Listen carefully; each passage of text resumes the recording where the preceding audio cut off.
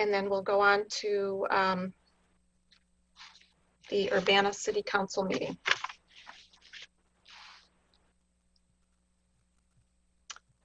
Is the clerk ready?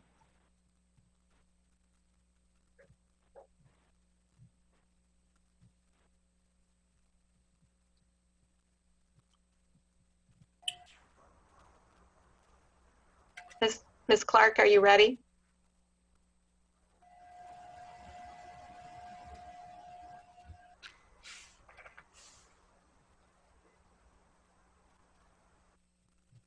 I'm here if she isn't.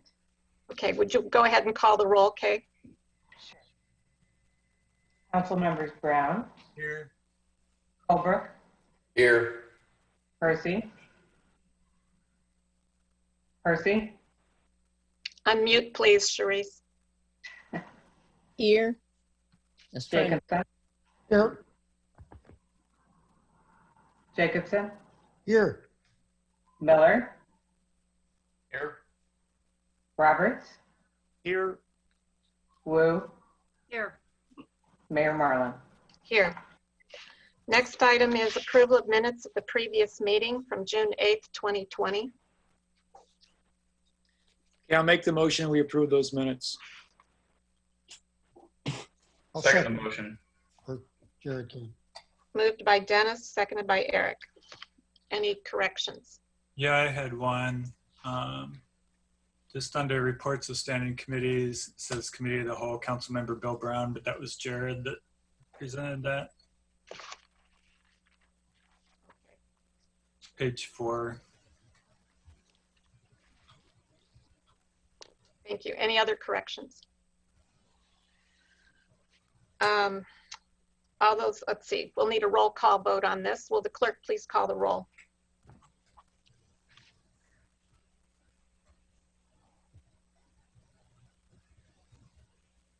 Council members Brown. Yes. Holbrook. Yes. Percy. Yes. Jacobson. Yes. Miller. Yes. Roberts. Yes. Wu. Yes. That motion passes.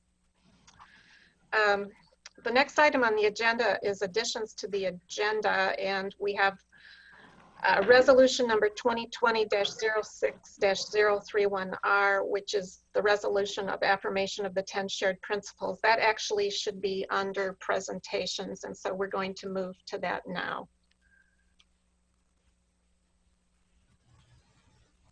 So do we need a motion for that, Diane? Yes, please. Okay, I move that the addition to the agenda resolution number 2020-06-031R is moved to presentations. I'll second. Moved by Mary Alice, seconded by Dennis. Will the clerk please call the roll? Council members Brown. Yes. Holbrook. Yes. Percy. Yes. Jacobson. Yes. Miller. Yes. Roberts. Yes. Wu. Yes. That motion passes. Okay, under this presentation is the resolution, which is a resolution of affirmation of 10 shared principles. This is sponsored by the Illinois NAACP State Conference and the Illinois Association of Chiefs of Police. And the principles were established March 22nd, 2018. So with us tonight, we have Ms. Minnie Pearson from the NAACP, Mr. Ed Wojcicki from the State Chiefs Association, and is Mr. Robert Moore here? Yes, he is, I think. Yes. Yes. I'm here. Great. Can you hear me? Yes, we can hear you. Thank you. Okay. First of all, I'm Minnie Pearson, NAACP president. Thank you, Mayor and the City Council, for listening to us tonight. And we're pleased that the City of Urbana has decided to support and affirm the 10 principles. But in listening to the public tonight, as we aspire as a community to do better, moving forward, we must make a strong turn to reform systemic racism And I just want to quickly go through some things that I had sent you previously to familiarize yourself. First, let's identify problems that have caused us to be very concerned about our police. What caused the latest problem of civil unrest, property destruction, and further erosion of trust between the communities of color and the police is the continuous unjustified killing of unarmed Black men and women by white police officers. So I won't call all of the names of the people that this has happened to, although they deserve to be recognized. But at this time, due to time, we won't do that. And it says how to confront racism, law enforcement in our community. You do that by changing the culture. Strong, clear policies and body cams. Profiling, no racial profiling. Database of abusive police officers. Reform daily force policies. Reform your deadly force policies, eliminating chokeholds, slamming, accountability, up the chain of authority. So there are a list of things that we will go through, but you are familiar with them because you have them. Review police training that pits officers against the community and vice versa. Some departments promote a warrior mentality versus a service orientation, a transparency and accountability, citizens review board oversight process, and reform in deadly force. Review your department's deadly force policies. Community makes reform recommendations for change to the city office.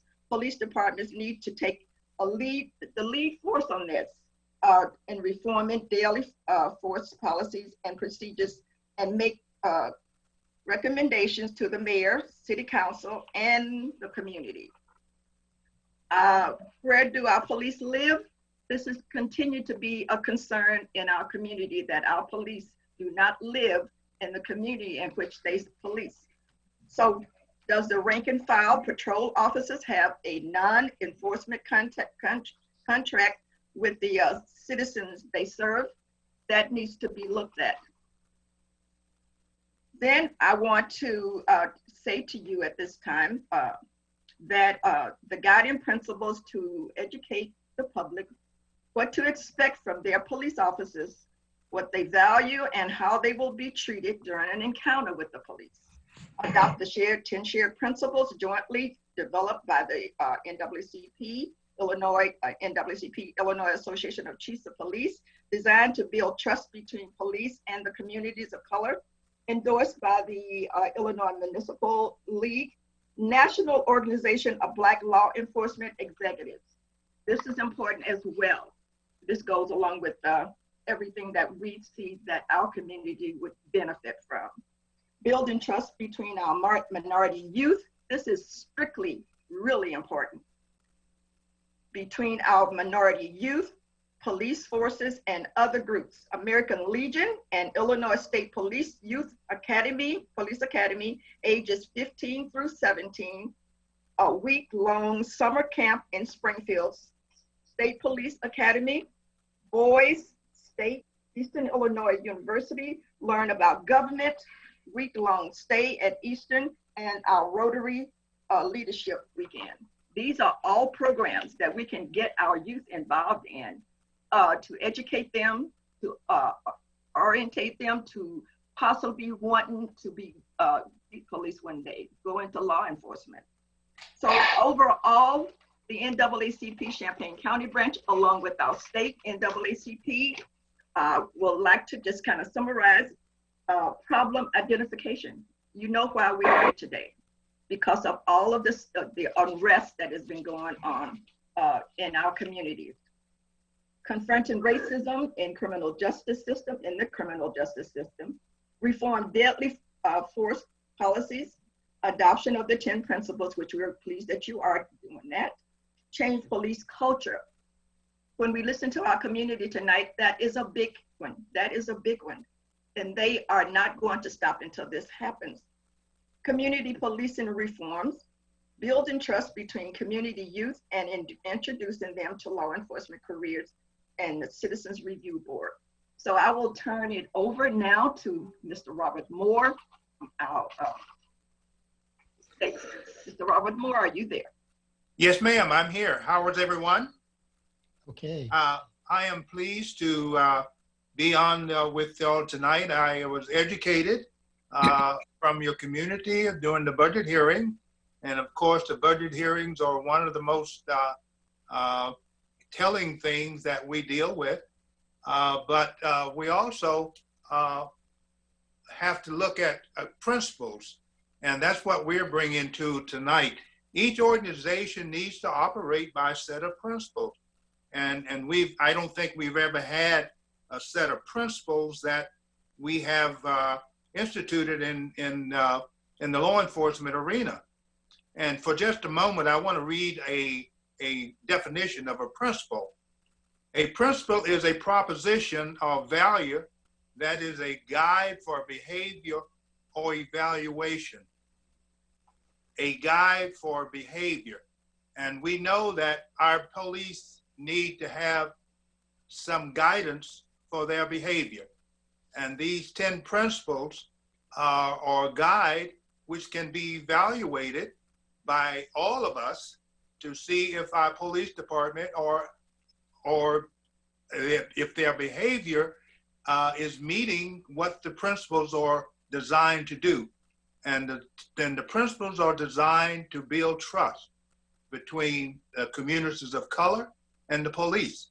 So with your adoption of these principles, it is a great step in the right direction of which we believe that they can be not only put into line with the mission of the police department, as well as they will serve as a value statement.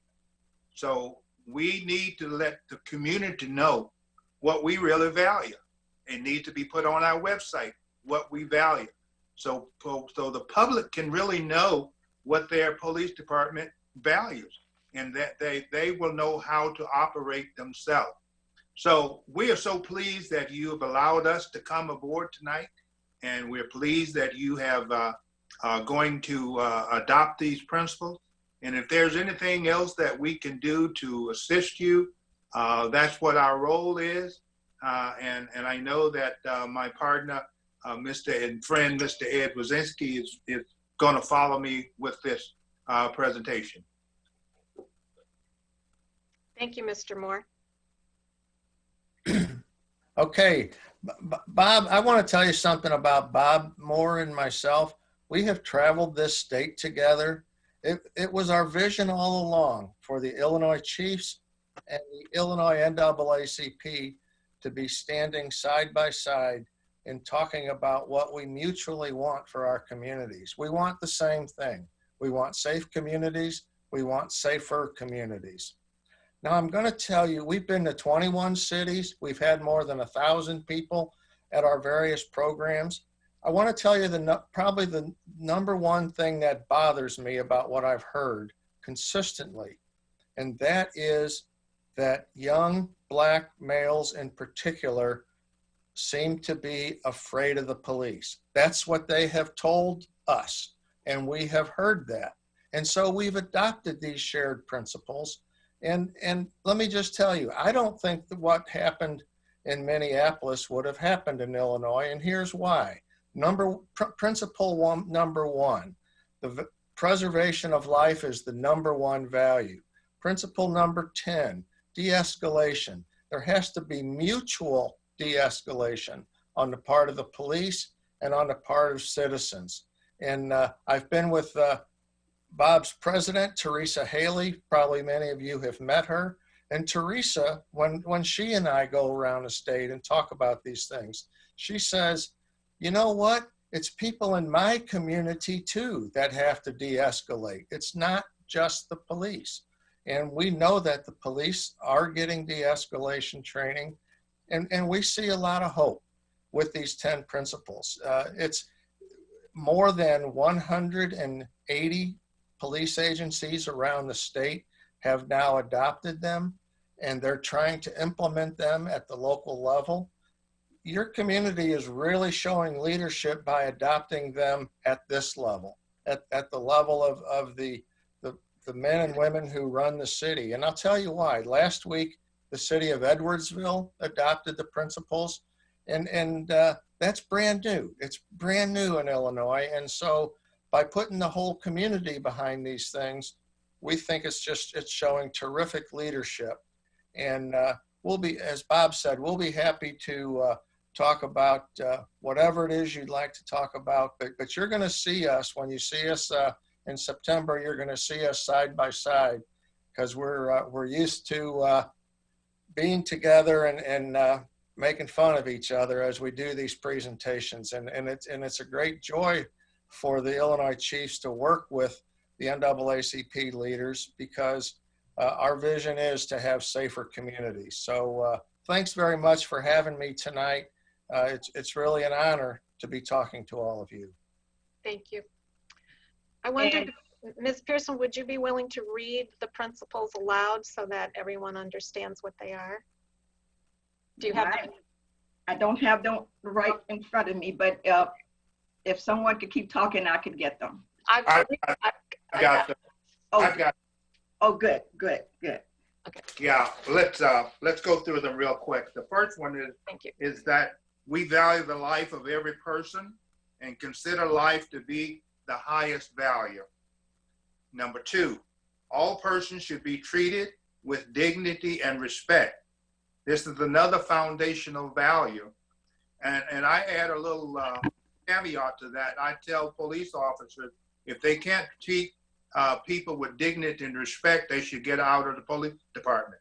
They really should. They shouldn't be there if they can't treat people with dignity and respect.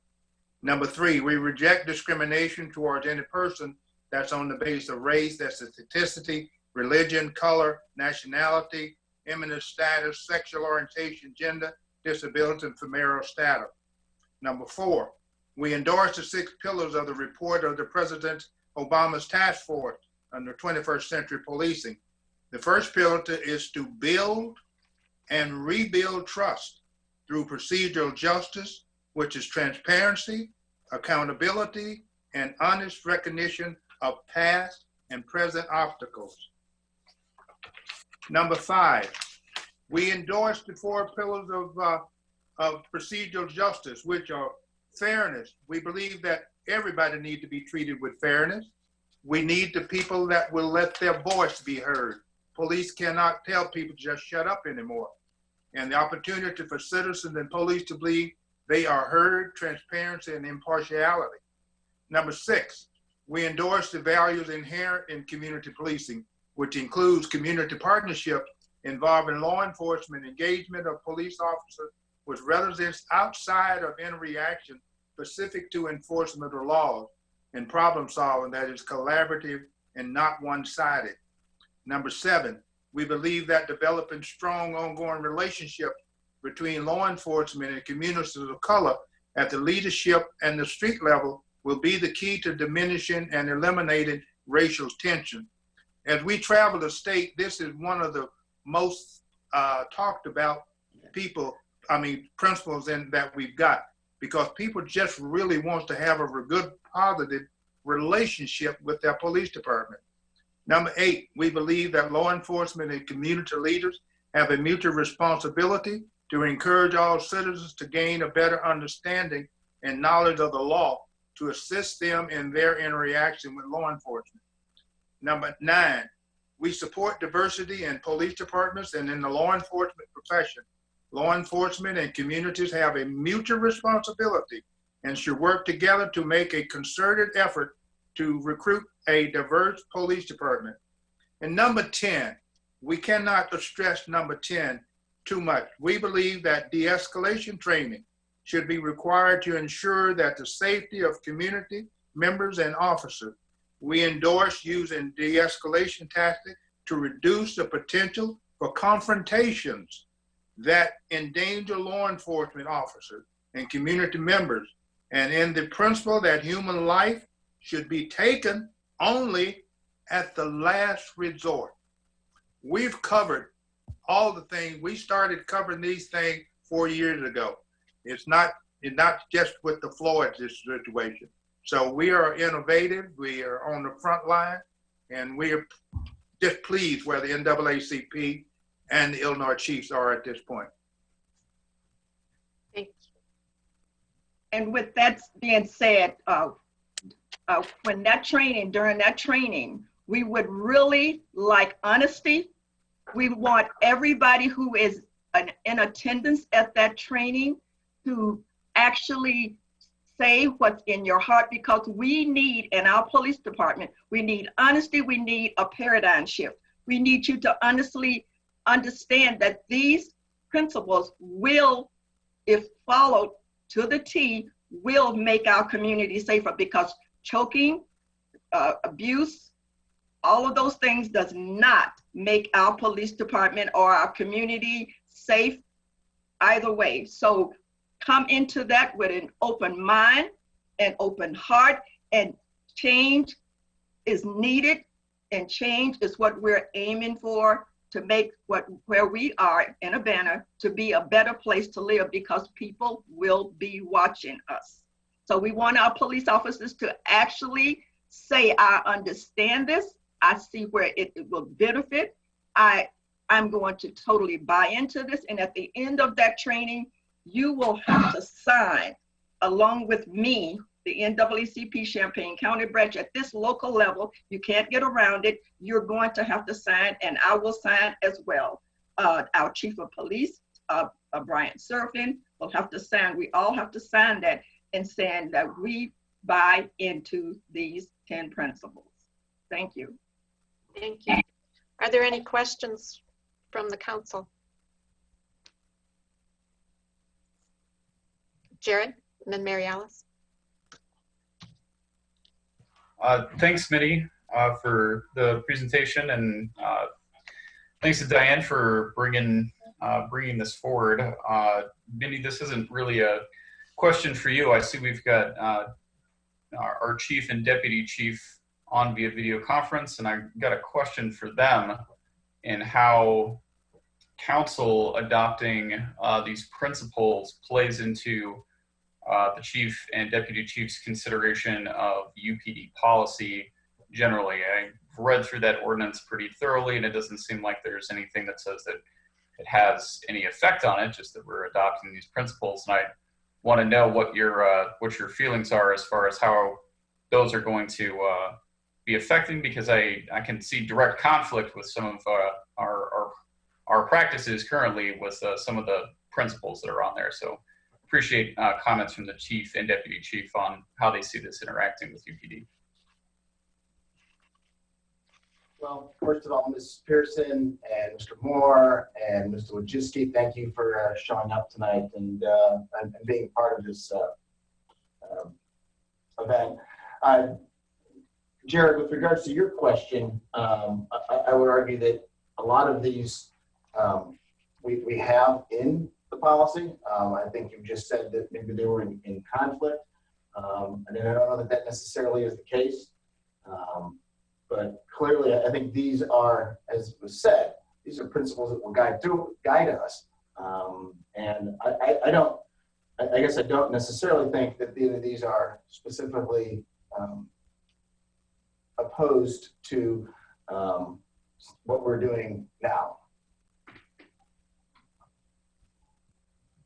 I'll save further comments. Thanks. Okay. Any other questions? Mary Alice. I was wondering, Mimi or Bob, if you could share with us, will you be presenting at this group? I think it's in September. September. Ideas. Is it September? Different ideas that have worked in other communities. You mentioned a week-long training for some youth, but will you have kind of a whole list of things that other communities in Illinois are instituting right now? Well, go ahead, Mr. Moore. Go ahead, Manny. No, what I'm saying is I see that you don't understand the structure. So it's okay, because this is new to us. But there will be people present there from different places in the community, our law enforcement, community people. You all will be there, I'm sure. There's an invitation. We're going to keep the number down. But we are going to discuss, for instance, let me give you an example. At table number 1, you will have principal number 1.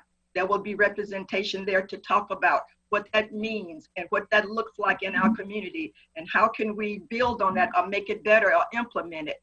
At table number 2, there will be a principal. Table number 3, that would be, and so at each table there will be law enforcement, and we will dialogue and talk about how that's implemented and how it could benefit. It is such a magical thing. I've been at 2 of them, and it worked out so well. We had all this input, and we could agree to disagree. We came to a consensus, and so on. So at each table there will be a representation, and we will work it out. And at the end, we will come together as a whole group. But I will open it up and start it as with our mayor. And then we will turn it over to Ed and Mr. Moore, who will actually lead us in the training. Gotcha. Is that pretty clear, Mr. Ed? Clear as mud.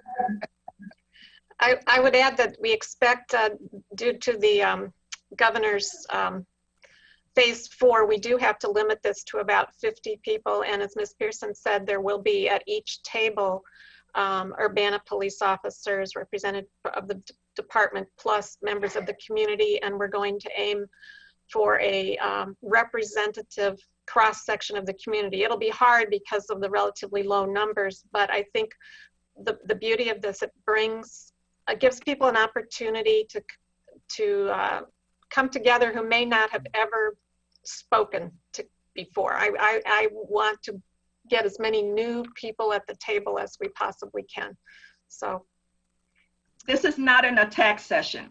No. This is not a blame you, this kind of session. This is a let's work it out that's going to benefit every citizen, youth in our community, police, everybody in the community. It's a dialogue of a fresh breath, actually. And when we come together and train, you will say, I'm so sorry we didn't get this done sooner, because it's not going to hurt you. It's going to benefit you. All right, thank you.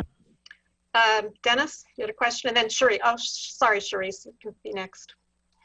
Yeah, to do an effective dialogue, to understand where we are today and the changes that we envision, it would seem like we would have to be very well informed about current policy in our police force here in Urbana so that we can evaluate what can be changed, what areas we can improve upon.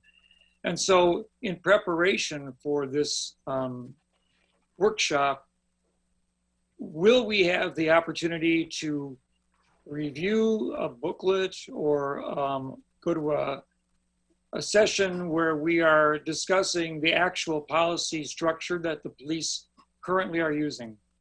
How do we find out exactly what policies we'd like to see changed if we're going to be writing ultimately corrections to policies? Is that question? Let me answer that one.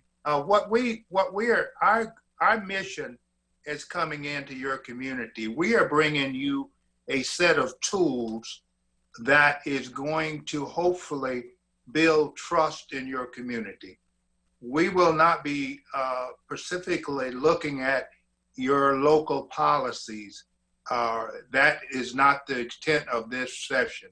The intent of this particular session is to give you a set of tools which we are using around the state, which has been adopted by over 180 other agencies. And so we're going to leave you these tools for you to use as talking points and to develop them into policy, but whatever you want to do with them. But we are bringing you a set of tools to help build that trust in that community. These would be the values that would underlie our policies. So it's important to identify values first and go from there. Okay. Cherise, you wanted to comment or question? Can you unmute, please? kind of a question and a comment because what I also wanted to know, because it's mentioned the 6 pillars of President Obama's task force on 21st Century Task Force, yes. yeah. And so what I was wondering is, are you working in tandem? That I went online and pulled down his the implementation guide that was posted, and so do the 10 principles work in tandem with the task force, or that's one of the principles that you are adopting. That's a part of it, as well as the procedural justice. Even though they have their own tenets, you are adopting that entire process of which the 21st century group advanced. Okay. So the 10 principles work in tandem with yes, the... Yes. Okay. Yes, you're adopting the whole thing. You're adopting the whole process there. Okay. Okay, any other questions? Hey, Serafin, I see you are looking at papers. You have any questions? I don't have any questions about this. And as you know, Minnie, when we went back and when this was developed back in 16 and 17 at one of the, I guess they call them the World Cafes, there were regional sites. And I was at the Champaign site when we had some of these conversations. And I sort of envisioned this, I think, Ed, that's where I met you. I envisioned this as being very, very similar to some of those conversations that were had that day. So no, I do not have any questions. Thank you. Thank you. Jared. Minnie, I'm curious to hear your thoughts on how you see these principles and how they play with calls we're hearing today to defund our police department or reallocate our police resources into other community resources. I don't see anything in these principles, and I know they were written before a lot of this movement and before those things, but you guys, I'm assuming, can have some consideration on that. So I'd like to hear your thoughts. We basically today, yes, we do have thoughts on that, but we don't want to take over the job that you all should be doing. We have, my personal is that I understand why people are asking for certain things, because right now, as I see it, the police are overtaxed with responsibilities. They are not meant to be mental health people. They are not meant to, to deal with certain segments of the community, which are nonviolent issues. For instance, homeless. Some things are trauma, other things like that.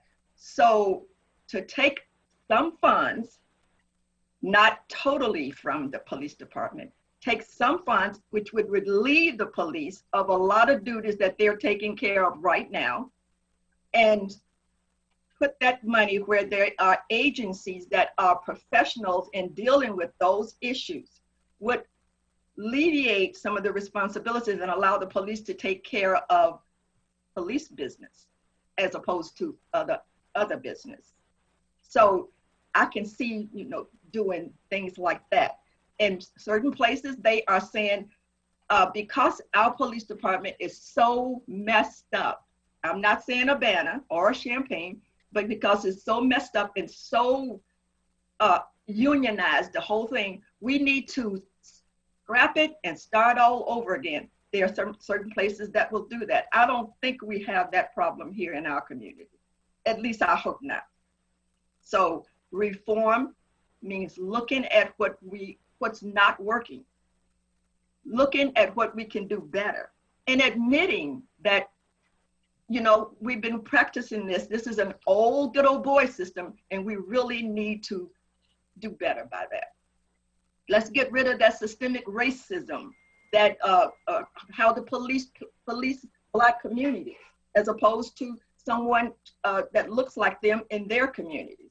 So all of those things will go in when you are talking about the 10 principles, but there are places that are worse off, I believe, than we are or ever will be, I'm thinking.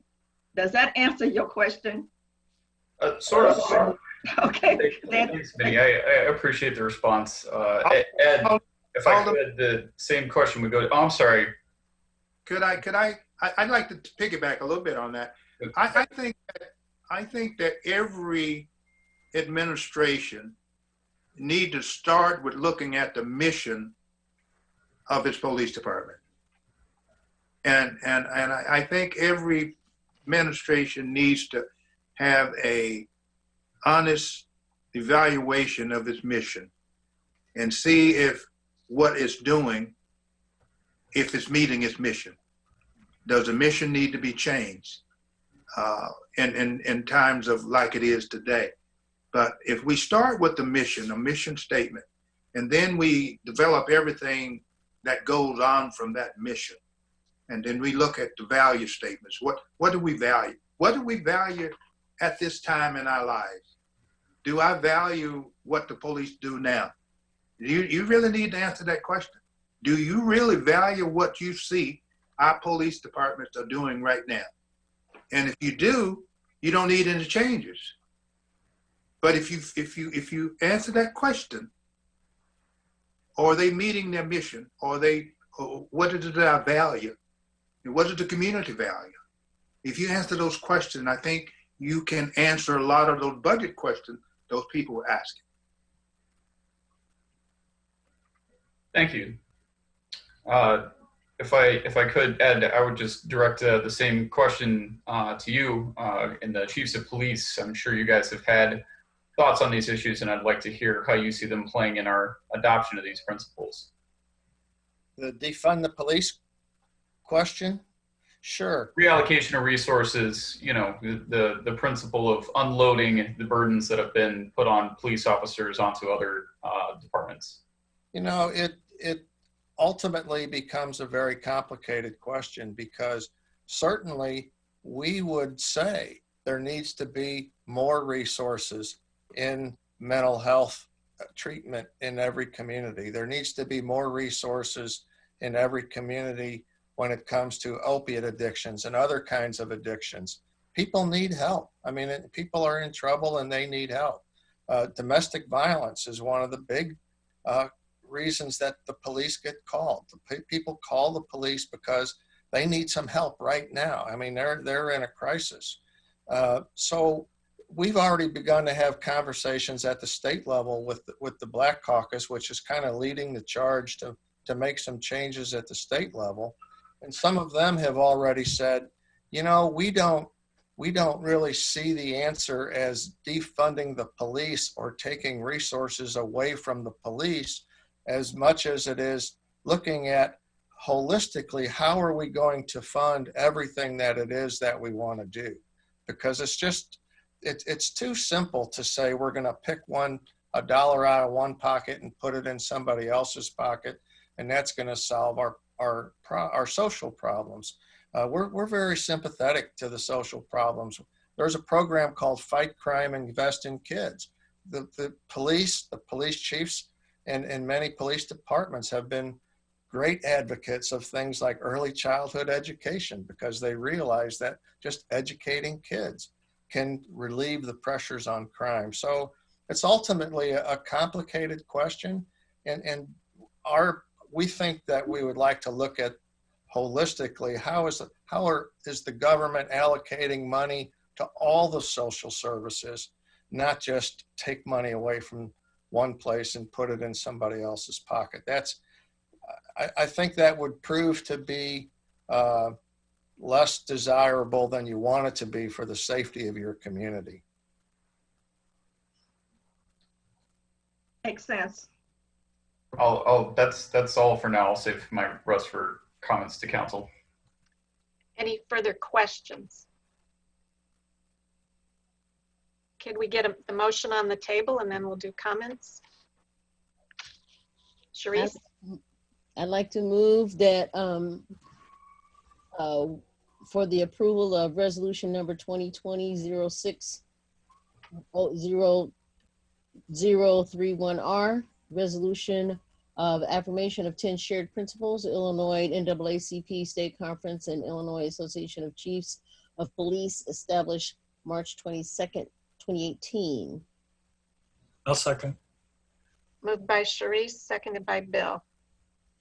Council comments. Jared? Does anyone else want to make a comment before I do? I don't want to hold the floor. Well, Mary Alice can go then. I can go. I just want to say that just to reiterate what Mimi had said was these are not all the items that we're going to implement. It's more of a framework to have a conversation. And I don't think that this is going to slow down any of the other conversations that we're going to have. So we're going to learn about what our policy is with body camera videos. We're going to have other opportunities to look at specific things. So I don't want the community to think that we're on hold until we get to the conversation in September. I think that there are things that we can do that won't interfere, but I'm hoping that the conversation in September will be able to illuminate other areas that we haven't thought of as we go through this process. So I wanted to assure the community that we're not saying that everything is on hold until the conversation happens. Any other comments? Jared? And then Dennis. Just, of course I'm going to support this. I think it's great that we're adopting these 10 shared principles. I appreciate very much any work that anybody is doing on getting us to where it is that we want to be.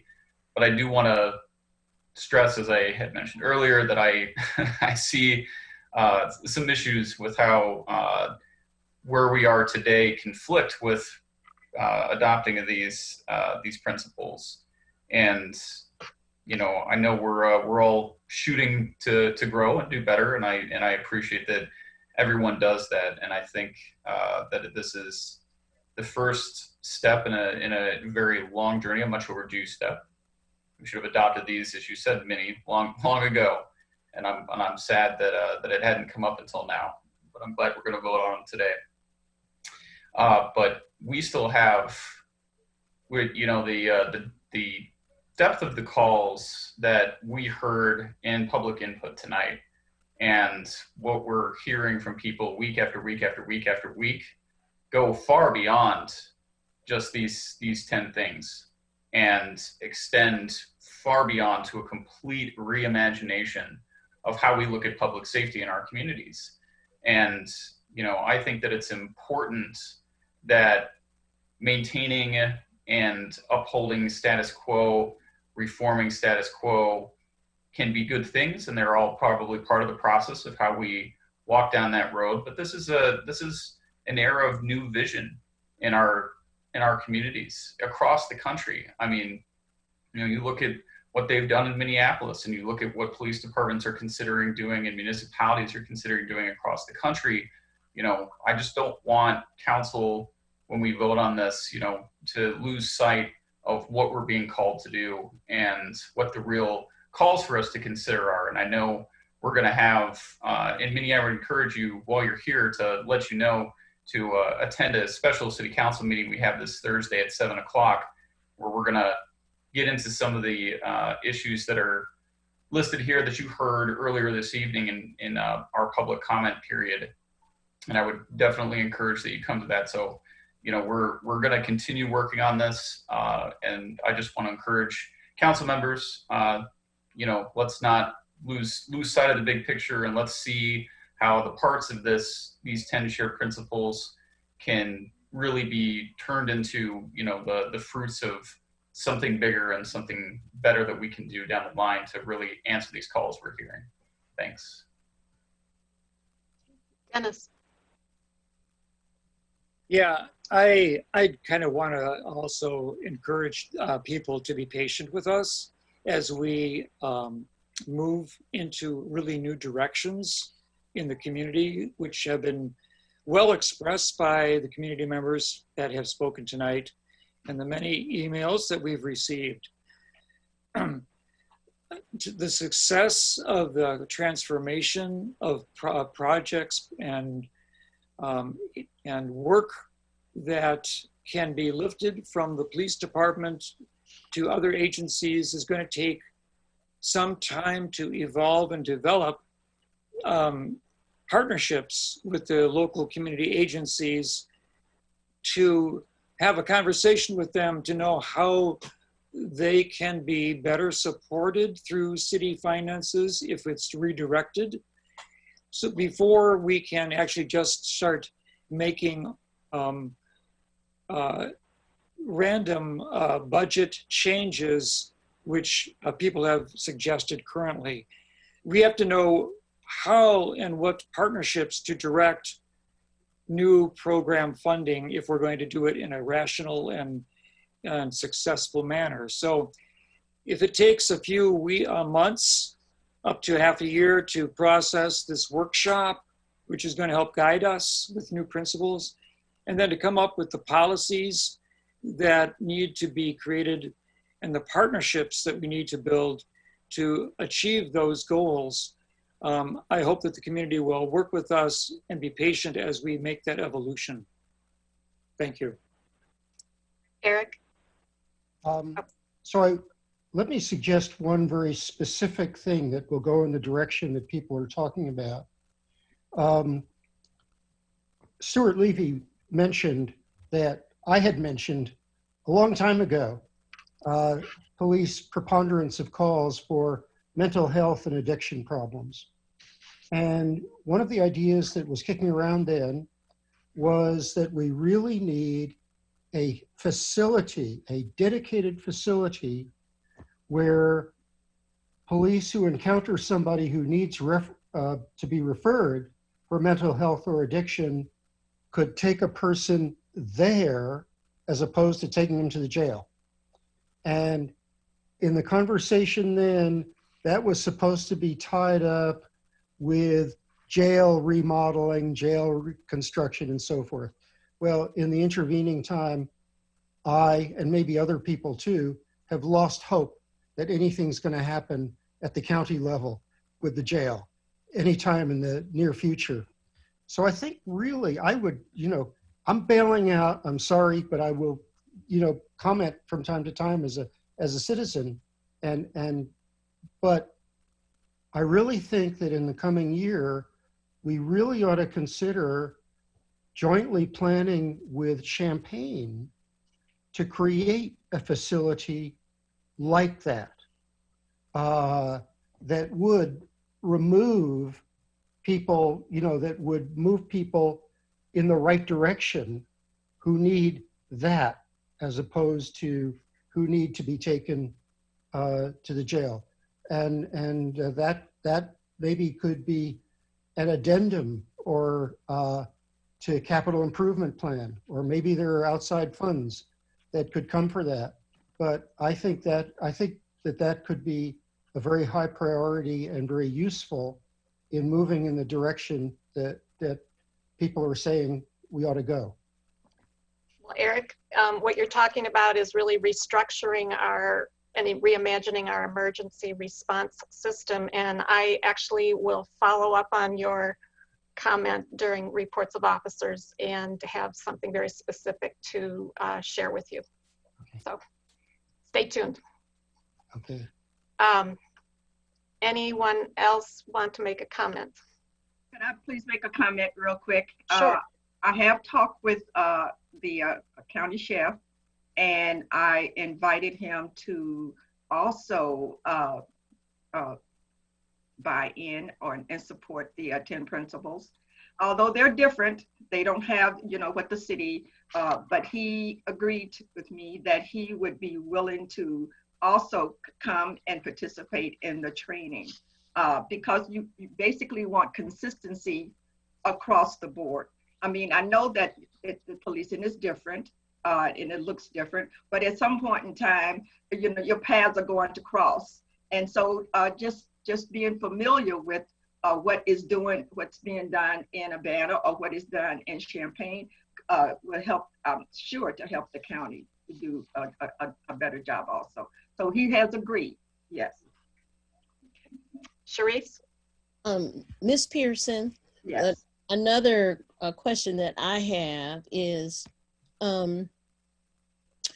when like Urbana Police Department will be training during the 10 principles, as the years go by, will there be like retraining, and how would that happen? Not just with Urbana, like you said, the Champaign County Sheriff's Department, at least the chief or someone is willing to also participate in that. So is there some kind of like choo-choo train training where one trains another and trains another and trains another so that it stays current within the department? What I hear you saying, I think, is that will there be follow-ups to see what is working and what we can do better? I'm going to let Mr. Moore do that, because I've been to places where they look at the 10 principles and they say, now, what do you see working? What is not working as well? How would we want to, kind of work with that? So, Mr. Moore, would you do that, please?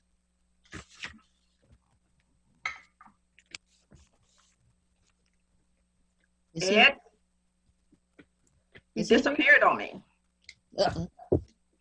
Ed, would you do it, please? That's what Bob does to me. I tell you what. Good old Bob, how are you? We compile a lot of qualitative data from all of these sessions, and then we send it back to the communities. And we mostly leave it to the communities to handle it how they want to, because that's not our role, as Bob said. But some very specific things have come up at most of the sessions, either by the community members or by the police, or very often by them talking together. And they will say, well, you know what? As a result of this is what we're going to do. And this is how we're going to follow up. And they make a commitment, and it's more about relationship building than it is policy. I'll say that. But to your question, is there follow-up and is there training?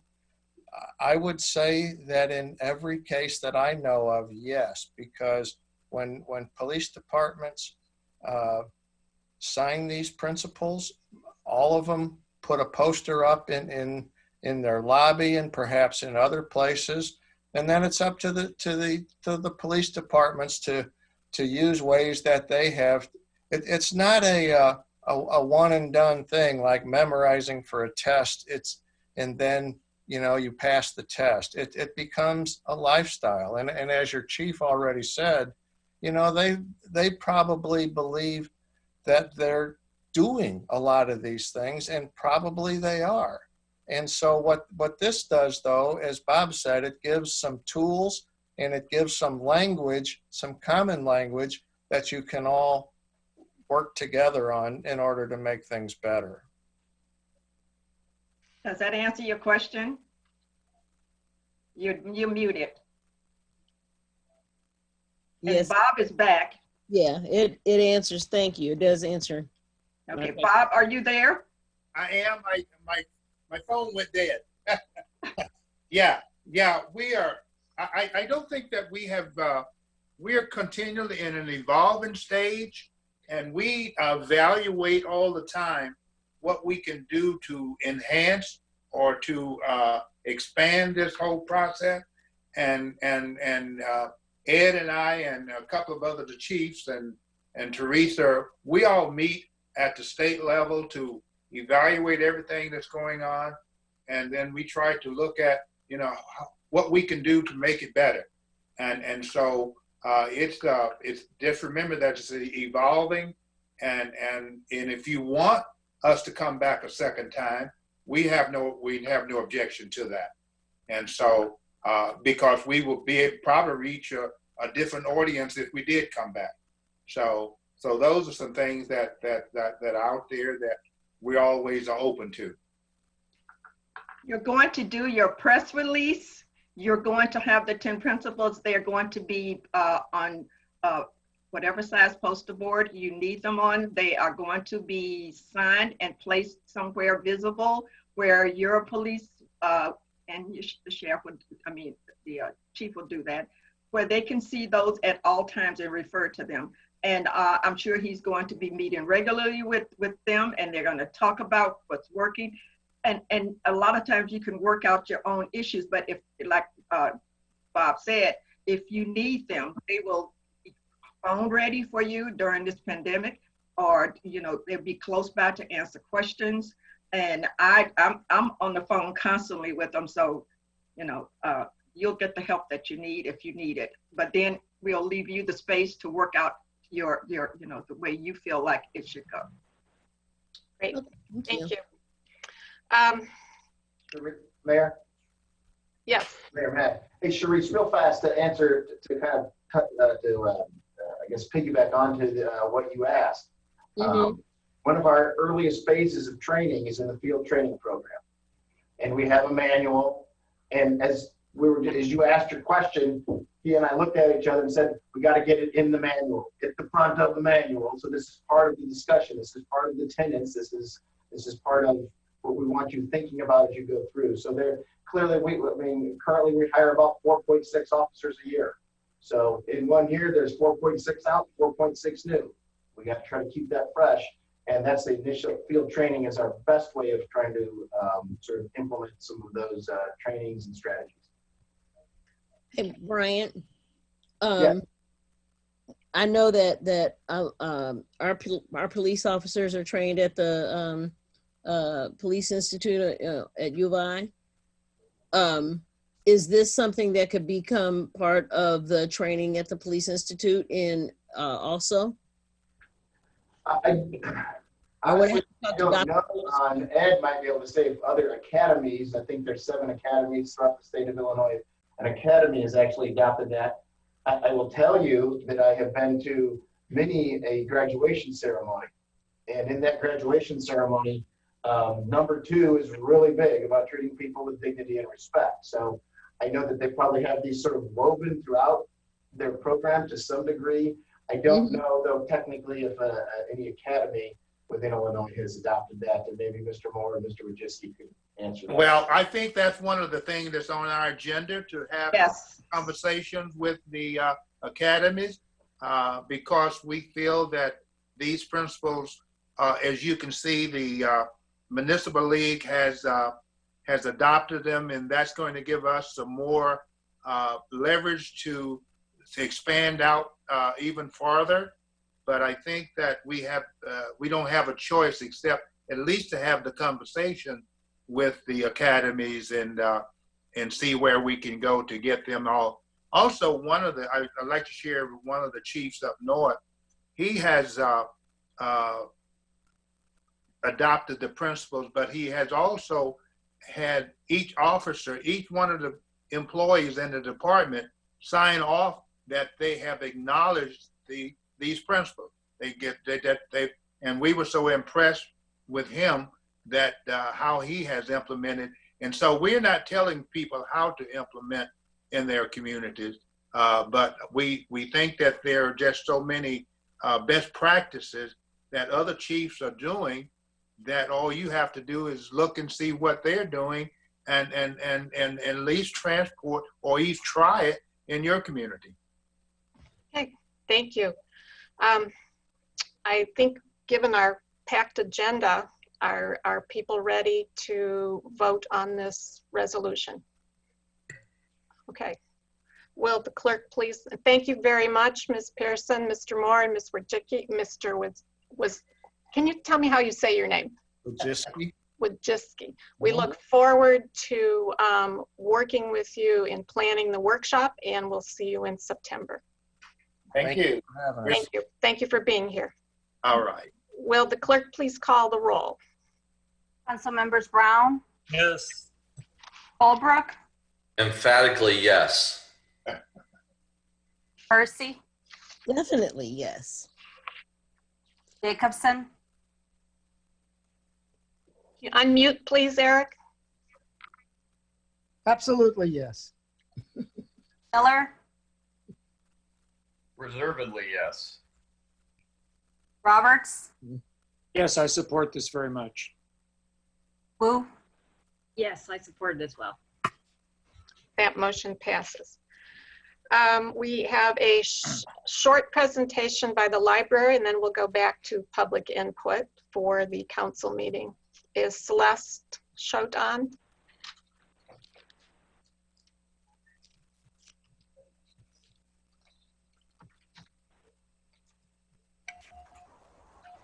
Do we have Celeste? I'm looking for her now.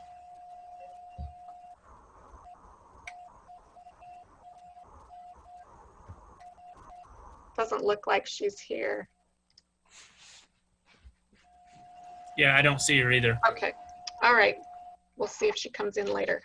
All right, we'll return to public input for the city council meeting.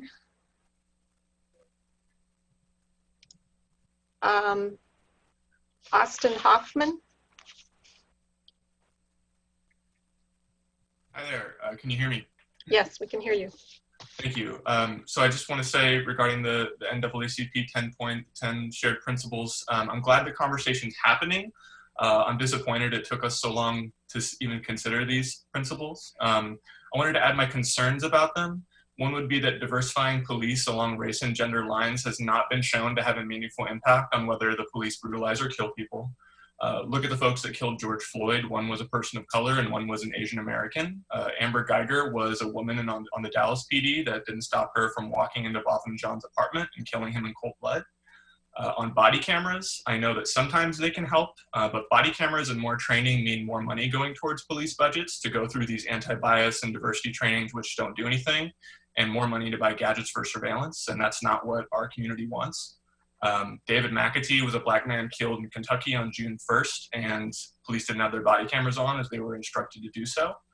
Banning chokeholds is good. However, in places like New York, they've been banned long before the NYPD executed Eric Garner using that exact technique.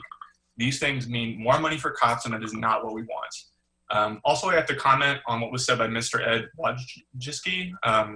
The comment that you don't think what happened in Minneapolis would happen in Illinois is absolutely disgusting. It is abhorring. Laquan McDonald was 17 years old when Jason Van Dyke shot him 16 times in Chicago. 16 times. Here in our own community, police killed 15-year-old Kewan Carrington for trying to get in his own family member's house. In 2016, Champaign police killed an unhoused man, Richie Turner, for nothing. Your comments are an insult to their memories and lives, and you might as well spit on their graves, and you should be absolutely ashamed for saying what you did. What happened in Minneapolis does and continues to happen in Illinois because of people like you. I also want to add to Ms. Pearson's framing of the problem and that it is not just Black men and women, but also Black transgender men and women and non-binary people that are disproportionately subject to police violence and murder. Finally, the idea that communities being terrorized by police should be responsible for de-escalation is mildly putting it very problematic. Breonna Taylor was killed in a home invasion by police. Tamir Rice was killed for playing with a toy gun. John Crawford was killed for handling a toy gun in a Walmart. Eric Garner killed for selling loose cigarettes. Botham Jean killed for existing in his apartment. Atiana Jefferson killed for playing video games with her nephew. Sandra Bland killed for driving. None of their lives, not a single one of their lives, could have saved by being more well-versed in the law. Not a single one. Finally, I want to note for the record that the chief of police and deputy chief are not wearing masks, nor do they appear to be practicing appropriate social distancing, so it seems like they care about public health about as much as they do Black people in Urbana. Thank you.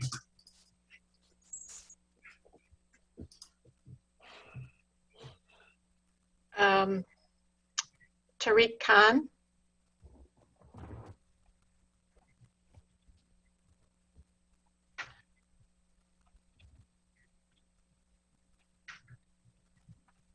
Hello, can you hear me? Yes. Hi, yeah, so my name's Tariq Khan. I'm a PhD candidate in history here. I'm a veteran of the United States Air Force. And when I moved here, I moved here from Virginia, which, in terms of white supremacy, I worked at a high school named for a Confederate general. And it had a high school for majority Black and brown students that had a shrine to a Confederate general in the school.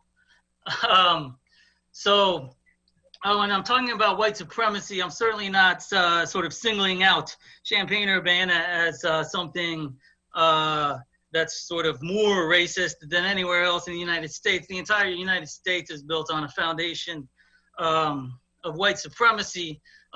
Although when I moved here, I was somewhat surprised at how open the white supremacy is. I mean, I had neighbors call the police on a black man who came to my house.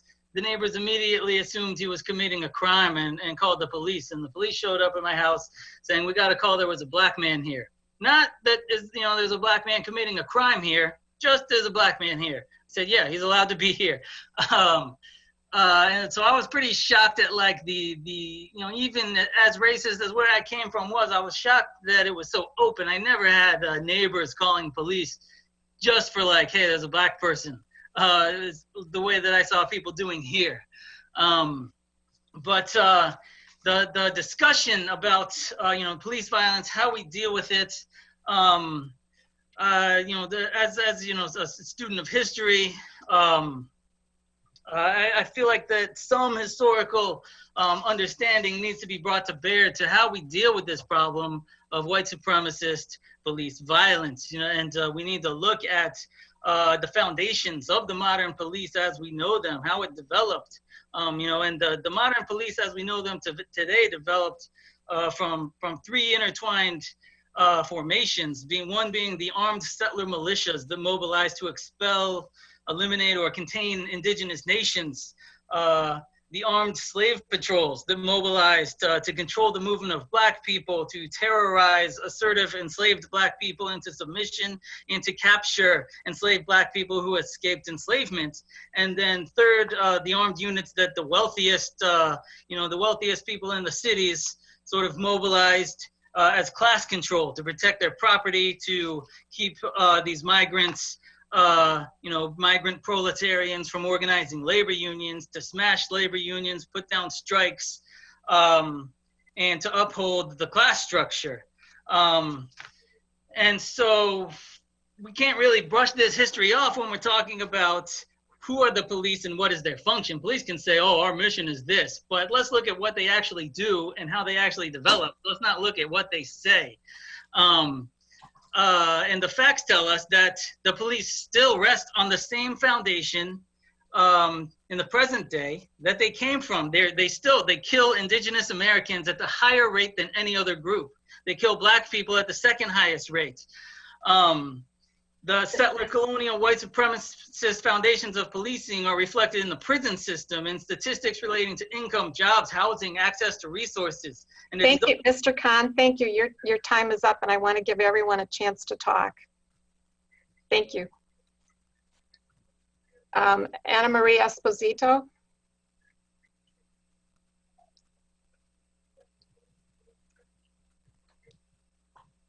Can you hear me? Yes. Okay, hello, I'm Anne-Marie Esposito, and I'm a resident of Urbana. I would like to refer back to the 10 shared principles laid out by the NAACP. Seraphin stated the police department had already adopted many of these in some form or another. This is extremely contradictory with the treatment and arrest of Aaliyah Lewis. She was not treated with respect, and there was no de-escalation of force. On this alone, her charges should be dropped. It is clear these principles are not working here and in many other places in the United States. I would also like to thank Jared Miller for his comments. Thank you for your time. Thank you.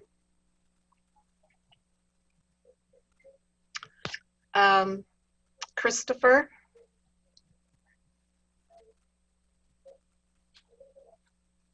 Hello, my name is Christopher Hansen. I'm an Urbana resident. I've been so for the last 18 years. I wanted to talk about a few items on your agenda. I noticed you're doing some more Civilian Police Review Board reappointments. And I'm wondering if the mayor or the council have sought any statements from these members. I mean, as we've figured out, the CPRB has been in a huge mode of failure for many years. And I'm wondering, do these reappointments, have they issued any statements to declare that they're going to be following their ordinance from now on?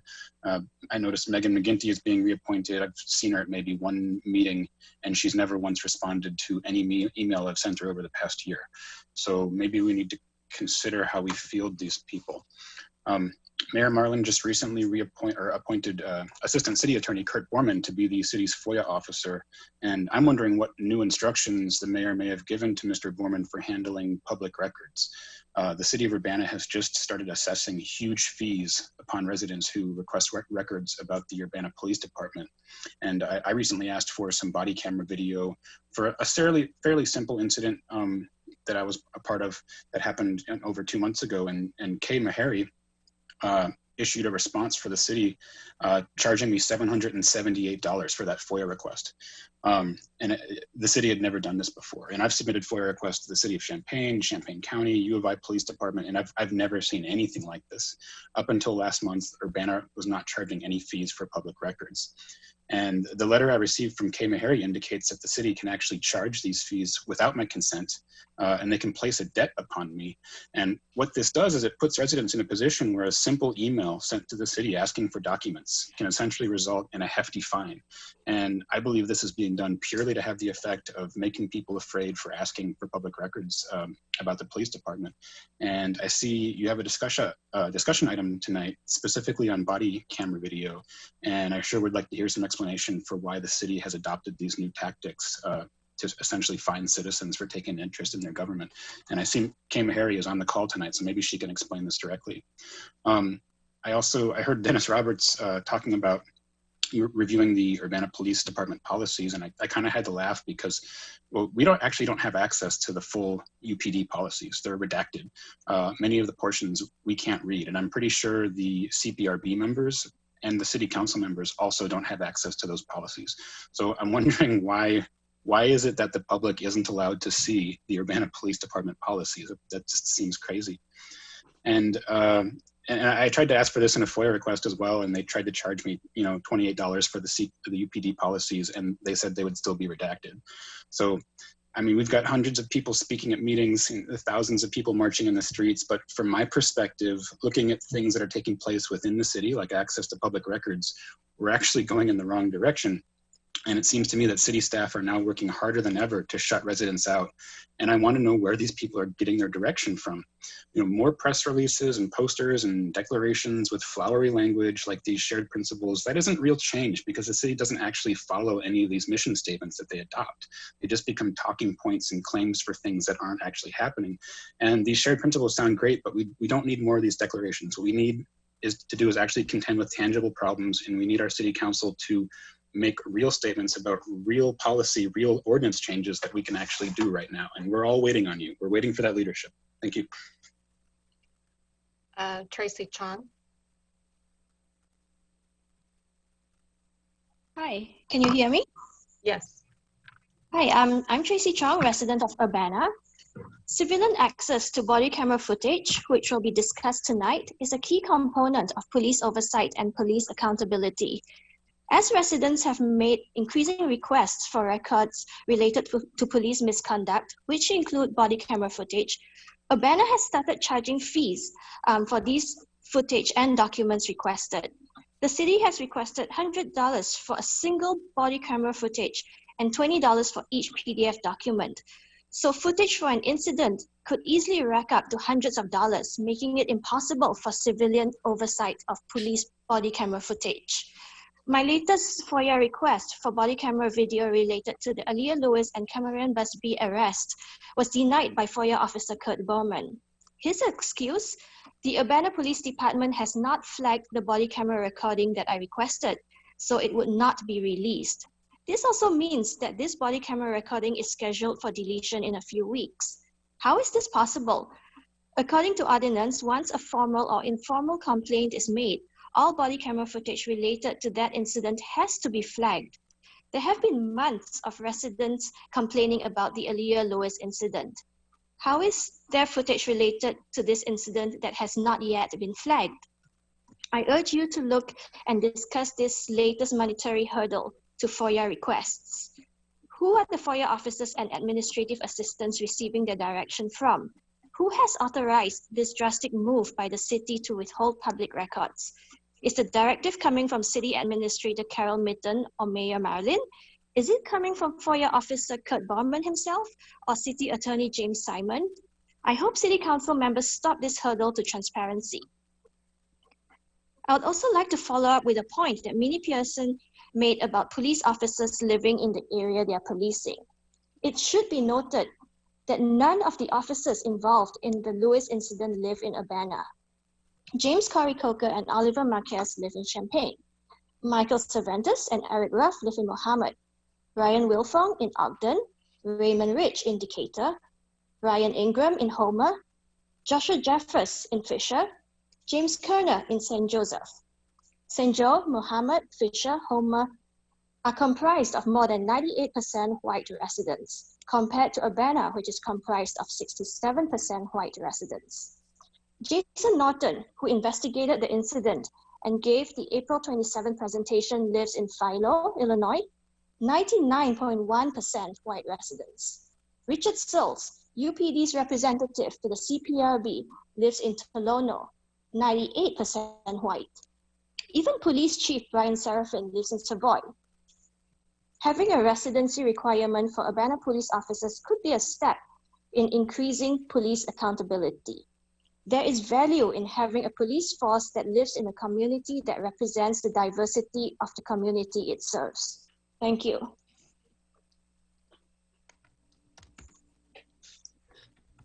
Sarah Nixon.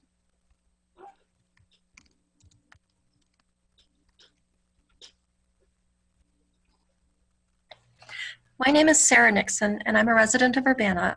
I'm giving public input tonight about the reappointment of police chief that I had tried to give at last Monday's meeting. On the morning of June 8th, City Council received scores of emails opposing Chief Serafin's reappointment, including one from me, in light of Aaliyah Lewis's ordeal at the hands of his officers. During that evening's City Council meeting, I changed my mind, based on additional information, most crucially, a strong statement made by Mayor Marlin. Now, I may be naive by the standards of those who called for the chief's resignation. Certainly, I have been tragically naive in the past, trusting that the Urbana police would actually protect my child and myself from very real and terrorizing domestic abuse. I know firsthand the depths of bias, error, and wrongdoing that the UPD is capable of. Bias that includes sexism and, for many, racism, and other isms that taint their work and literally endanger the public. In our case, the UPD were unwilling, or at best incapable, of understanding and identifying very real domestic violence and child abuse. Women and children who speak up against abuse are routinely dismissed and vilified as liars, neurotic, aggressive, and deranged by their abusers and by the Urbana police. Aaliyah Lewis knows this, and I know, because it happened to me too. I was not assaulted by the officers. They respected my white privilege, but they had contempt for the truth in our case, as they do for Aaliyah. They fabricated an anti-victim narrative in our case too. Now, I have no idea if Chief Serafin was involved in the horrific mishandling of our case. Although I have my police file, I'm too traumatized to look for long through the paperwork and subject myself to re-gaslighting, re-traumatizing.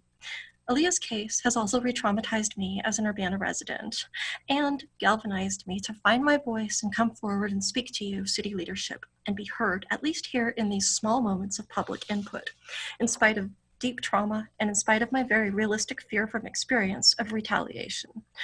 Also, local advocates state that UPD has shown continued uninterest in engaging with experts to learn about the complex realities of domestic violence. And yet I revised my objection to reappointing Chief Serafin because, Mayor Marlin, you explicitly acknowledged that it's clear that we have to reform many of our policing policies and practices, all the way from recruiting, hiring, training, evaluating, and establishing a system of accountability. And, quote, we are all were absolutely appalled as we watched the murder of George Floyd in Minneapolis, watched the Aaliyah Lewis arrest in Urbana. Mayor Marlin said, we're going to be open, honest, and we need a police chief who has these qualities, and those who know Chief Serafin and have worked with him know that he's willing to work with us to make the changes we need. So City Council, these systemic changes begin with Aaliyah Lewis, and they must include a deep and unflinching review and transformation of toxic departmental attitudes that re-victimize female targets of violence. We know that Ms. Lewis did not commit battery of a police officer. We know that she resisted attack, not arrest.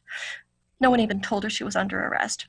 She struggled, went into survival mode, and fought back in self-defense. So in closing, as we stand here on the eve of her court hearing, we call again for city leadership and the chief to push for all charges to be dropped, just as you would if this was your daughter, and to issue an apology to Ms. Lewis and compensation for her injuries. Consider it a wise and valuable investment in the future for police-community relations that you say you want for Urbana. I'm taking a leap of faith because I hope and I choose to believe that Chief Seraphin really is capable of radically transforming policing in this community and is willing to take on this historic challenge. Thank you. Ben Jocelyn.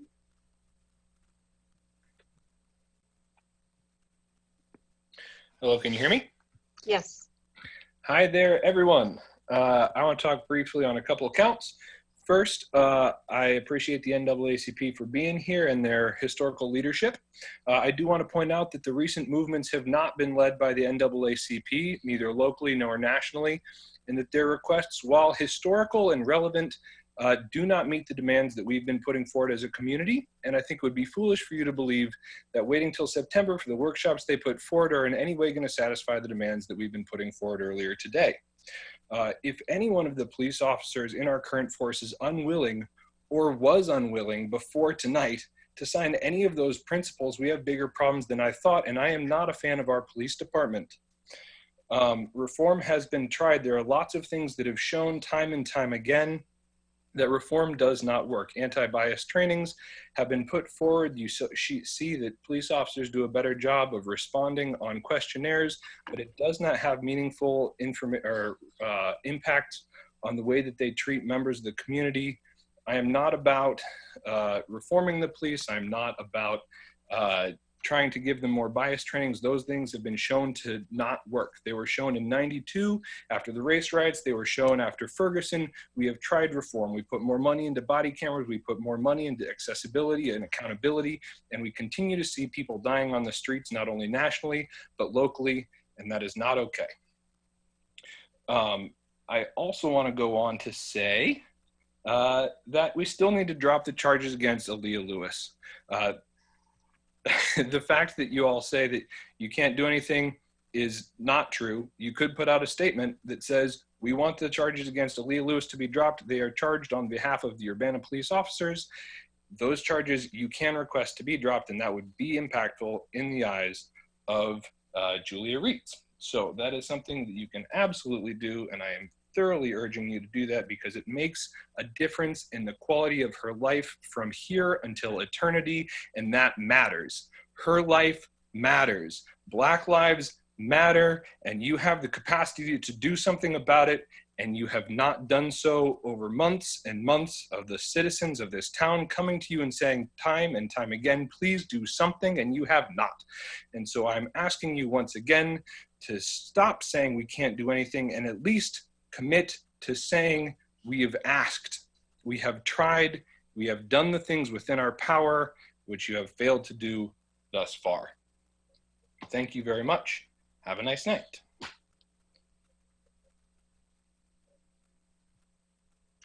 I see Julia Rush.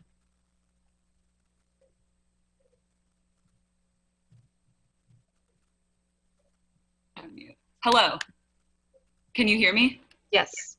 All right, I'm an educator in Urbana, and I cannot begin to express the amount of times my students, 9 and 10-year-olds, specifically Black students, have expressed their fear of the police. You've heard the people you work for tell you repeatedly to defund the police, and then we just had to listen to the executive director of Illinois Police talking about hanging up posters as if that would do anything. There are posters in my classroom stating our classroom principles, but I'm not stupid enough to think that's enough. My 4th graders know that when there is an issue, our classroom community needs to come together and restructure and come up with solutions, not just keep doing what caused and perpetuated the issue. The issue is the institution of policing, an institution with extremely racist beginnings and an institution with racist and brutal implementation in our community. Additionally, many council members who have spoken today keep using the term reimagining. We're not just asking you to reimagine a new system, we are telling you to defund and deconstruct our current policing system, to give the community the power to reconstruct in a way that actually serves us. Drop the charges against Aaliyah Lewis, defund the police. Thank you.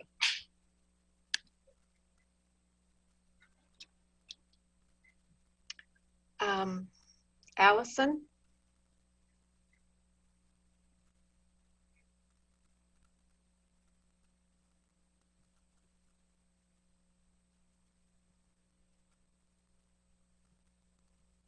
Can you hear me now?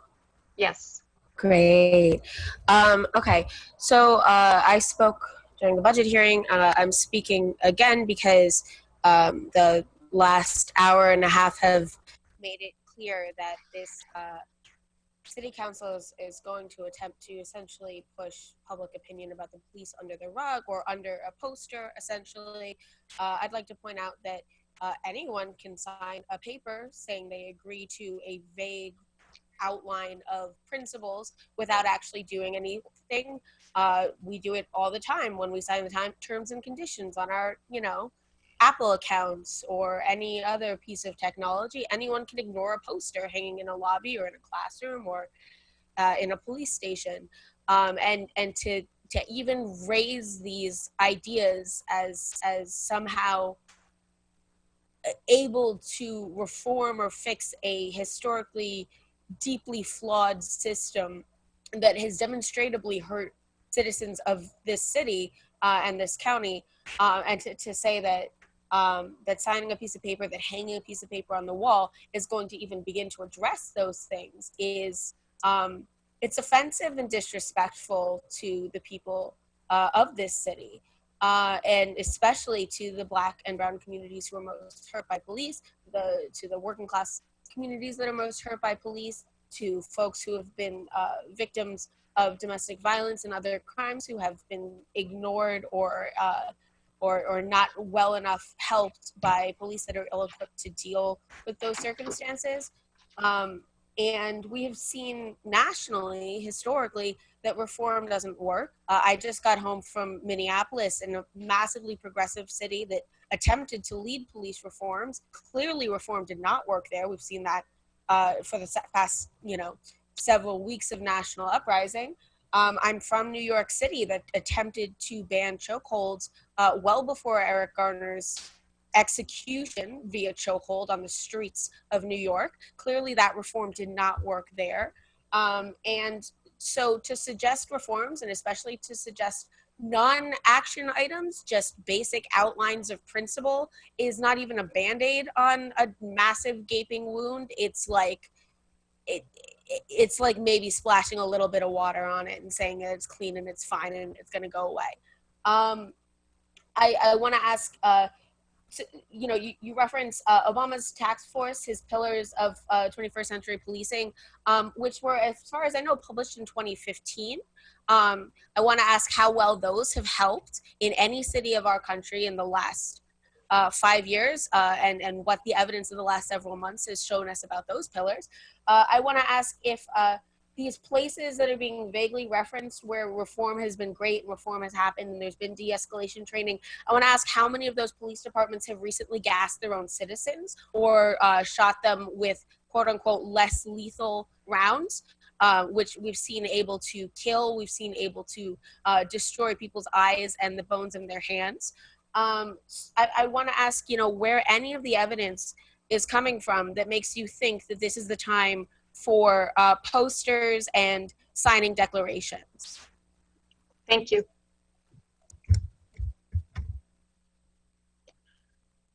We have time for about 5 more comments, and then we need to move on.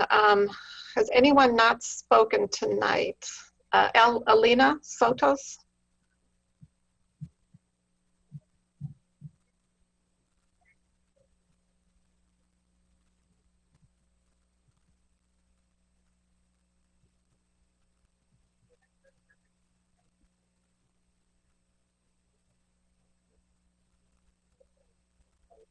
You need to unmute, Elena.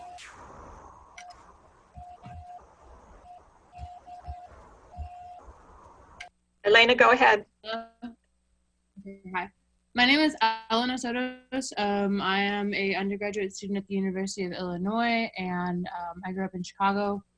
I wanted to reiterate previous statements about my own lack of support for Urbana police reform, and instead for the city of Urbana to defund and divest its policing system.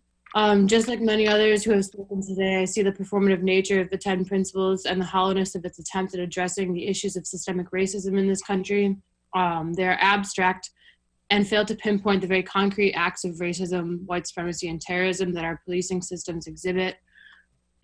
Furthermore, Ed contradicts himself when he says that instead of defunding the police, we need to fund other systems of community service as well, when the very act of increasing the policing budget is taking away from funding other systems of community support. And yeah, that's about it. Thank you. Thank you.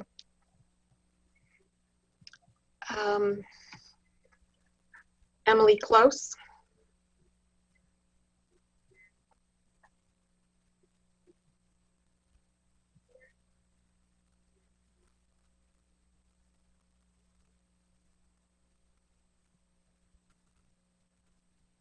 Hi, can you hear me? Yes. Good evening, council members and Mayor Marlin. My name is Emily Close. I live in Champaign. I have attended the 3 most recent meetings of the Urbana Civilian Police Review Board, 1 in October 2019 and 2 in January of this year. The Civilian Police Review Board is supposedly staffed and supported by the City of Urbana Human Relations Office. Yet, at none of these 3 meetings did I see Vasilia Clark, who is the Human Relations Officer for Urbana. Perhaps it's because Ms. Clark works only 19 hours per week. That's 19 hours a week for a job that is absolutely critical to the oversight and functioning of the CPRB, which, as we now know, has had no oversight whatsoever for the last 5 years and can best be described as having gone off the rails. Mayor Marlin, it's indefensible that you and the City Council reappointed Ms. Clark on June 10th with no real discussion about what's best for the community when it comes to a human relations officer. Surely the human relations officer is more than just another run-of-the-mill mayoral annual staff appointment. Yet there is no discussion that Ms. Clark has been improperly rejecting complaints because they haven't been notarized. No mention that Ms. Clark doesn't attend CPRB meetings, especially no mention that Ms. Clark retired from full-time employment with the City of Urbana and then returned part-time as a human relations officer on January 2nd, 2017. Perhaps the public is also unaware that within the last few months, 4 of the major players who were supposed to support the CPRB, Human Resources Director Todd Rent, Community Relations Specialist Preston James, a retired Urbana police officer, his wife Monique James, also an employee of the Urbana Police Department, and Civilian Police Review Board Chair Grace Mitchell, jumped or were pushed from the sinking ship that is the Civilian Police Review Board. Mayor Marlin and council members, this seems like an opportune time to reimagine the board and its city support staff and give hard thought to how this board can best serve the public. In closing, I suggest that all of you read Urbana City Code section 19-20 and ponder how you have failed the citizens of Urbana when it comes to providing civilian oversight of the Urbana Police Department through the CPRB. A News Gazette article in Saturday's paper said that the review board will meet this Wednesday to, quote, consider changes to make it more responsive, end of quote. One way to make it more responsive would be to engage a human relations officer who actually shows up, literally and figuratively, and does this critically important job with integrity, competence, and diligence. Thank you for your time. Thank you.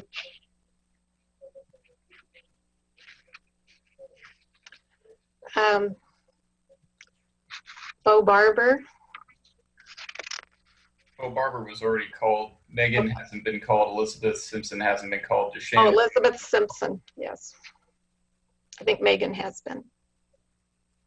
Megan forwent her input to make input in this meeting, and you told her she could. Oh, I'm sorry. All right, we'll go with Megan first, and then Elizabeth Simpson, and then that will have to be the end of public input so we can move on to the discussion of the budget and the other items. I think that's what people also are wanting to hear.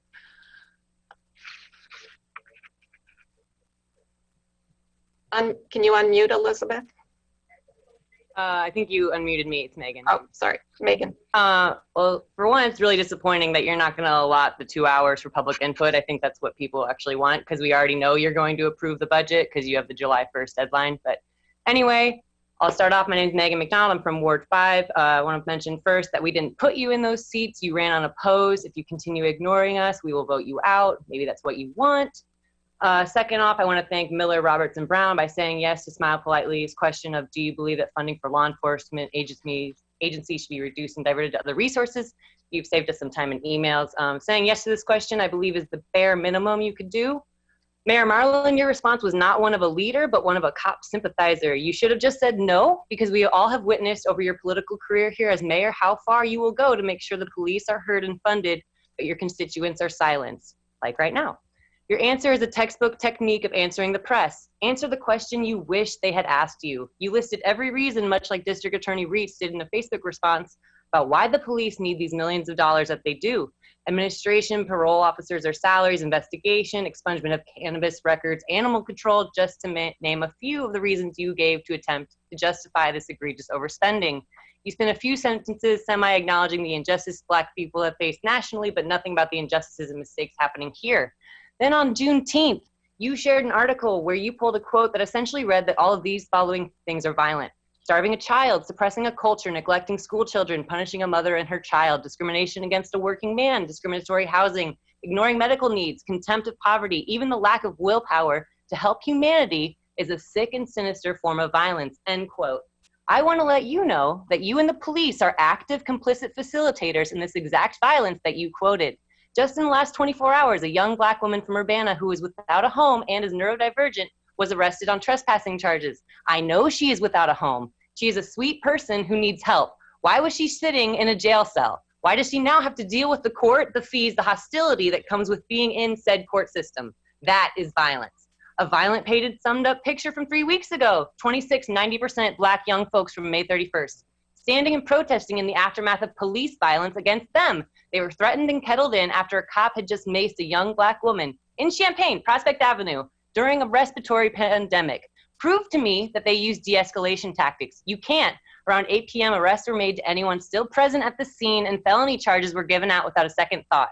These young working class people, or mostly parents, are dealing with the violence that you quoted. Do not sit up there and say you adopt these affirmations from the NAACP when you do not hold life to the highest value. You are allowing, encouraging, and overpaying these cops to patrol and inflict violence on our community. Do you know what a felony is? It's 1 year at least in prison. That is violence. That could kill someone at the most and give them severe health issues at the least.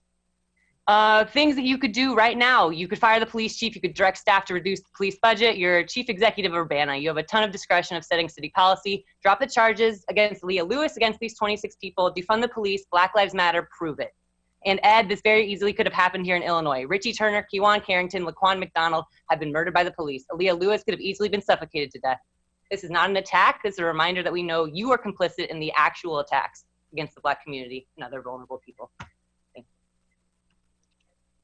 And the final speaker tonight, Elizabeth Simpson. Good evening, can you hear me? Yes. Thanks. My name is Elizabeth Simpson. I've lived in Urbana since 2000. I worked in the Urbana Public Schools for about a decade, and I've been working with a variety of organizations in the community around safety and issues of racial violence and discrimination for about this 20 years. I want to first say thank you for your time and remind us that Fannie Lou Hamer is responsible for the phrase, "I'm sick and tired of being sick and tired." And that phrase came in response to white Northern students who were kind of tired of sitting around and trying to wait for this thing that was going to happen. And her response was, "You've come from the North. You're tired. You've been tired for like 3 days. I'm sick and tired of being sick and tired. I've had my whole life to live this through." And so I want to remind us all that as we endure things that seem grueling, like listening to long meetings, it's nothing compared to the legacy of violence in our community that we have the opportunity now to shift. So to that point, as I have said before, this is a historic moment that we are watching now. We used to say this loudly in the early 2000s, the whole world is watching. And as we can see, as many different communities around the country, I sent you a letter including about 20 examples of your peers who are making changes in policies regarding police. We are watching, and the question in the future will be, what side are you on? You will be asking yourself that. We will be looking at you and knowing those answers. As other people have said, I am one of the people, I'm really tired of writing you letters asking you to demand the charges against Leah Lewis be dropped. That is something that you can make that request, as other people have said, as individuals or as a council. Ms. Lewis's pretrial date is tomorrow at 8:30 a.m. I invite you to come out to the courthouse and show your support, but more than that, I invite you as a council to make a statement asking the state's attorney to drop the charges. And then with regard to the police budget, just a reminder, as other people have said, that the police budget is $3 million more than the public's work budget, and it's 150 times greater than the total budget for social services. So just again, 150 times larger than the total budget for social services. That's the police budget. And I think Jared Miller phrased it quite accurately earlier in saying we need to unburden the police of the many roles heaped upon them, which they cannot address, that they have not been trained for. I really appreciated that phrasing. We have to stop looking for police to address the things they cannot do. There's a phrase, you can't get bread from a hardware store, and it is true. We cannot look to the police to address the many things that they're doing, especially given their history. And in closing, I'll say that Merriam-Webster recently changed the definition of racism to include systemic racism. And you, as I am, but in a different role, you are part of the system of systemic racism. And if you are not actively acting to change it from the inside, especially given your position of power in which you can enact change, then you are perpetuating it. Right now, recent polls suggest 54% of Americans support protests against police violence. So there's a majority voice across the country. This is the time to push hard for change that's going to affect us. As I said, please review the many, many different city councils who are making these changes. And we will get to this place. We will move past a police state, a police community, with or without you. But I look forward to being able to say that you have led us in joining the right side of history. Thank you. Thank you. Okay, we'll move on to unfinished business, and there is none. Reports of the standing committees, and this would be the committee of the whole. Mary Alice. All right. Resolution number 2020-06029, a resolution approving the capital improvement plan for 2020 has been moved out of committee with a recommendation for approval. Is there a second? Second. Moved by Mary Alice, seconded by Sharice. Any discussion? Will the clerk please call the roll? Council members Brown, Yes.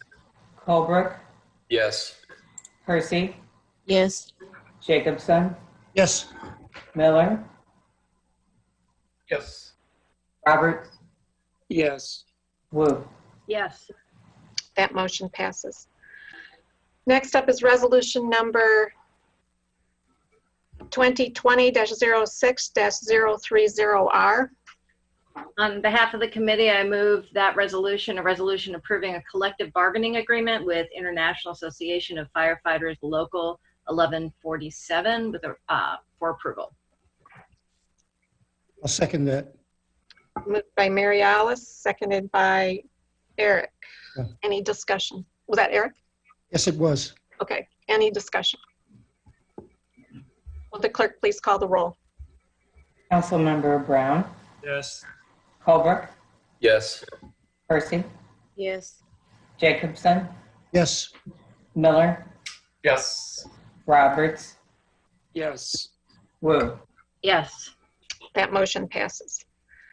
Last up is ordinance number 2020 to, oh, sorry. Go ahead, Mary. All right. On behalf of the committee, I move approval for ordinance number 2020-06034, an ordinance amending Urbana City Code Chapter 3, Section 3-43, increasing the number of Class C liquor licenses for Mama Tried LLC DBA, the Rose Bowl Tavern at 106 North Race Street in Urbana, Illinois. I do have one correction. That should be for Class A licenses. Did you read Class A? I read Class C, so yeah, it's yes. Class so A. Increasing the number of Class A liquor licenses. Yes, and the ordinance is correct. Okay, I'll second that one. Okay, moved by Mary Alice, seconded by Dennis. Any discussion? Will the clerk please call the roll? Member Brown, Yes. Holbrook, Yes. Hersey, Yes. Jacobson, Yes. Miller, Yes. Clark, Roberts, Yes. Woo. Yes. That motion passes. Thank you, Mary Alice. Reports of special committees. I don't think there are any. Reports of officers. I believe Lori Pearson had. Yes, thank you. Just wanted to make sure everyone was aware that the Small Business Assistance Program is accepting applications from small businesses in Urbana that have faced some challenges as a result of the pandemic. Information, including eligibility and the applications, are all available on the front page of the city website. Any questions for Lori? Jared? Lori, have you gotten any yet? Yes, the latest count was from this morning that I got, and it was a handful already, so I imagine we have several more since then. Cool, thanks. Any other questions? Okay, thanks, Lori. Any other reports of officers? I did want to share some information with the council and the public. And first of all, I want to say to the public and to everyone who has been speaking and emailing us, we do hear you. We are listening. We understand what you're saying. We truly do. And I think we have all, in one way or another, have acknowledged that this is a time, this is a turning point in our nation's history. We hear the calls for shifting resources, and we recognize the need to shift resources to functions that can actually meet the needs of the people. Over the years, we've acknowledged we've defaulted to policing to respond to needs because it's been much easier than really addressing the systemic issues that we have related to racial, social, economic injustices. And again, the horrific killing of George Floyd is a turning point in our history. So I wanted to let you know, as Mayor of Urbana, I commit to restructuring our emergency response and care system to one that better addresses the needs of the people, especially ones who are calling for help. I see this as an effort that complements traditional policing response. I also see there will be a need for both in our community. And I've had conversations both with police officers, with community members in recent days, and I believe all would welcome this approach, which is to share the burden that the police have been shouldering these years. This restructuring is going to take a lot of thought. It's going to take time. It's going to need a plan that we can follow and a plan for keeping these systems sustainable. And I don't know yet what that process will be. I think that's where we can call on the creativity and the expertise that we're seeing in community members to help us come up with a plan and approach for how we're going to restructure things in our city.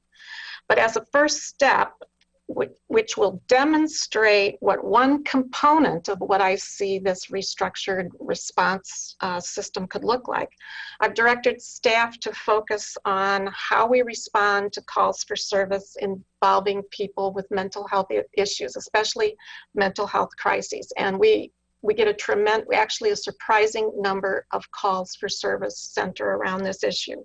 These are the cases that require intense efforts from police officers. Many of our officers have crisis intervention training, and these cases can take up an entire shift, sometimes with several officers by the time they respond, deal with an individual and try to resolve the issue. And that's one of the areas that really we need other professionals responding to. So the current model that we have, the tools that we have are inadequate. You can either, if you're responding to emergency like this, you can and they're all three rather unsatisfactory options. You can take a person to jail where they do not belong at all, to the hospital, or you try to resolve a crisis on the scene, but that doesn't solve anything long term. And what we're finding is that episodes can repeat over and over and over again. And so officers are responding to calls to help the same person over and over and over again. And that doesn't help, it doesn't move the needle. So I wanted to let you know that planning has been underway for some time for an alternative response model. The project really hadn't gotten off the ground for several years, but it's time to launch it. So involved in this has been Urbana Police Department Lieutenant Joel Sanders, who does the crisis intervention training for the department. He's been meeting with representatives from Carl Hospital, from Rosecrans, which is the behavioral health center here in town, See You at Home, and other agencies. And they've developed a response model they're calling One Door. And the idea behind this is that one door opens to a single location for service that recognizes both the immediate crisis or the needs of an individual and then the ongoing needs of that person. So One Door will reduce the police contact with people in crisis by providing a trained crisis worker in the field and a case manager who can help the individual identify and receive the appropriate services. There's still some details to be worked out about this, but we plan to bring this proposal to council in August with a budget attached to it for your consideration. And as I said, this is just one example of what one component of an overall restructured emergency response system would look like. And I think it'd be a very good place to start. It would meet a real need, and it would make a real difference in our community because we do respond to a significant number of calls for service like this. So that is one option that I hope that we can have that we will be having a discussion about in August as an example.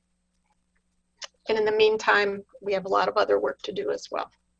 I also wanted to let you know, it's been mentioned already, there is a special meeting of the Civilian Police Review Board on Wednesday at 5:30. A number of different changes that have been are being made in response to the comments and input we've received from the public, and then the board members will begin looking at long-term changes in terms of the complaint process and possible amendments to the CPRB ordinance itself. So they are responding.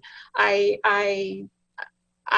don't disagree with any of the comments. The CPRB for many years has not functioned the way it should, and it's one of many things we have to fix around here, and we're getting on it.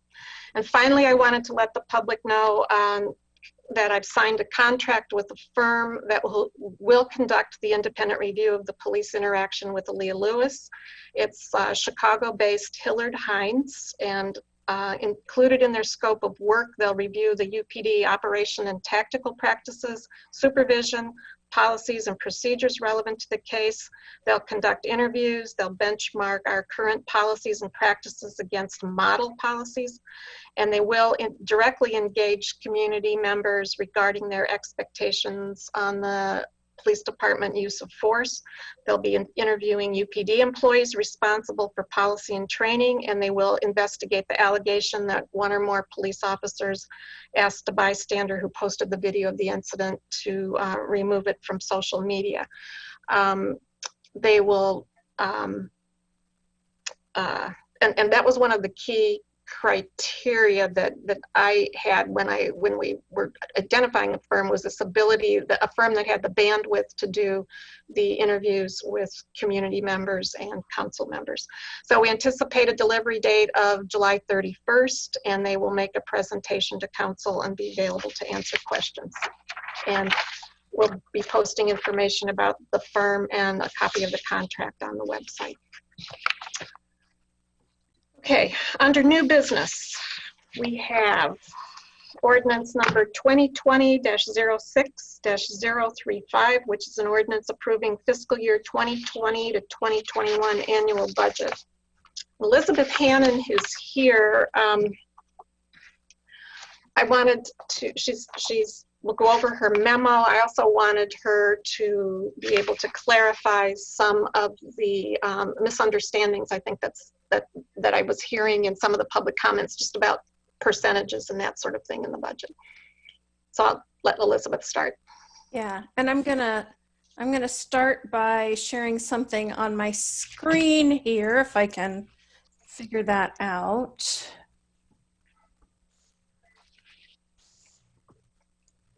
Okay, do you all see that? Yes. Okay. So the total budget that we are asking you to approve tonight would be $48.8 million for all funds. And I know you've all seen my charts and graphs many times, but just to make sure this is clear to others who have not seen it, when we look at the budget for all city funds, we do not include interfund transfers, and that's so that we can avoid double counting the same money twice. So the $48.8 million for all funds is 32% public works, which includes capital improvements, 21% police department, 16% fire department, 12% community development. So you'll notice that those percentages are somewhat different than what you see in the general fund. And the reason for that is that in many of these areas, particularly public works and community development, they're using a significant amount of funds from other sources outside the general fund. I'm also going to point out that this general services piece here in gray, that those are things that really can't be attributed to a single department, like the VERF and the retained risk fund, where we pay for insurance and liability and workers' comp claims. So I'm going to take that down now. So really what you have in front of you tonight with this ordinance is a list of changes or things that will be different from what was in the proposed budget book that you received a couple of weeks ago. And so the biggest changes are, well, the single largest one is adding $1 million for an expenditure for the MCOR project, which will be fully reimbursed by the water company. I think it was just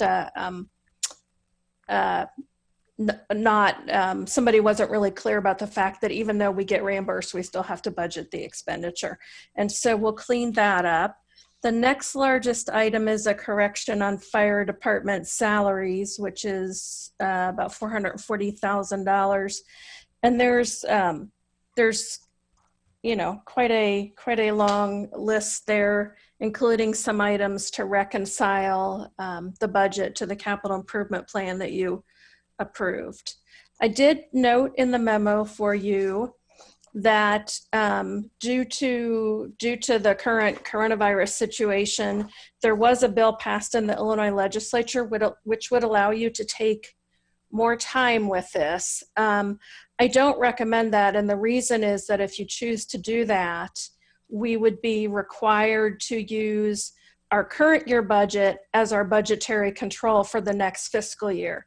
And that means that some pretty significant things probably would be unable to move forward, and that would mostly affect capital improvement projects. For example, that $1 million that would be part of the MCOR project would not be available to us because it's not in the current year's budget. And I would say the first 3 or 4 things on that list would be capital improvement projects, closely followed by grants and community development. So I won't go through the whole list, but if you have questions, I'm happy to answer those.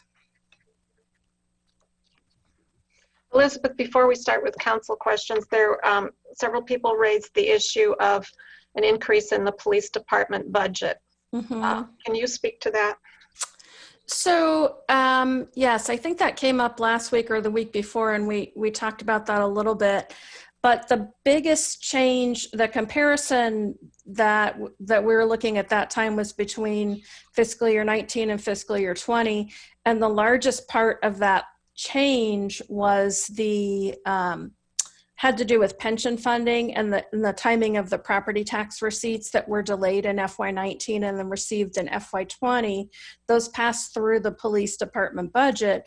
And so when they're delayed, then we spend less in one year and then that gets added on to the next year. That was a fairly unusual situation, but that was also combined with our general plan to increase pension funding to pay down our unfunded liability. So that was the largest part of that change. Okay. Mary Alice. So Elizabeth, just to dial into that a little bit more. So you're saying that in fiscal year 20, the budget was 11.5 million for police, and part of that was because the property tax came in late. Is that correct? Did I get that correctly?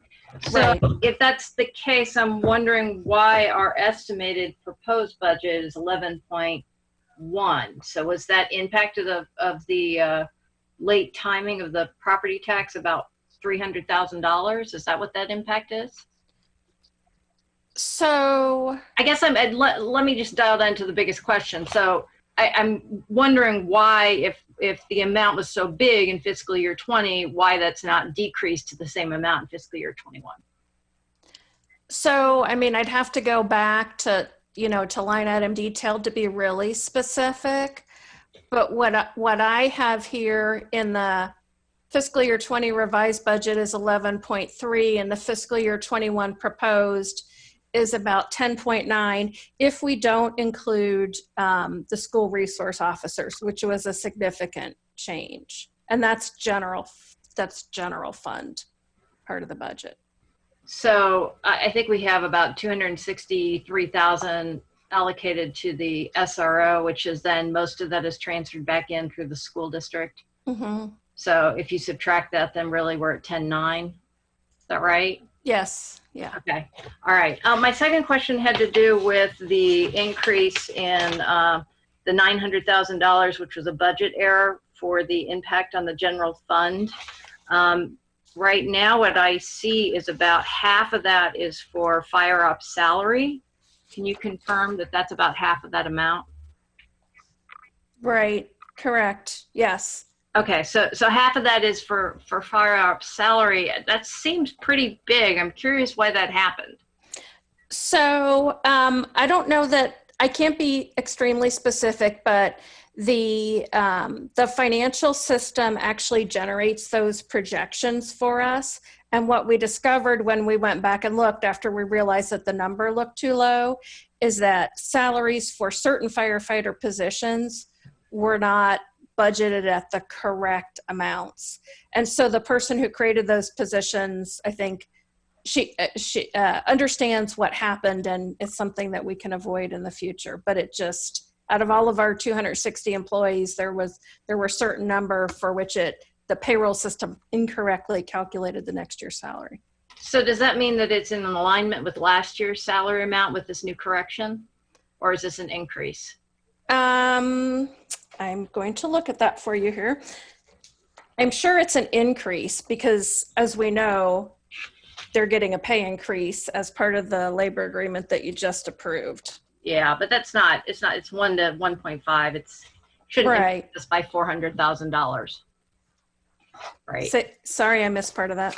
I was just saying that it's just a small percentage, so it's not going to impact us by $400,000. So the proposed budget was about $3 million. It went up to $4.4 million, so it's about $400,000 difference. That's about a 10% increase. Okay. Yeah, it looks like our current year is about 4.26. Okay. So, and we would be at about 3.9 plus the 400,000, so we'd be at about 4.4, 4.5. Okay. All right. And then I know that we had talked about the overtime. I think we had a budget amendment last year to correct for the overtime, and I'm just assuming that that did not get carried over with the increase that we had to do last year for the overtime.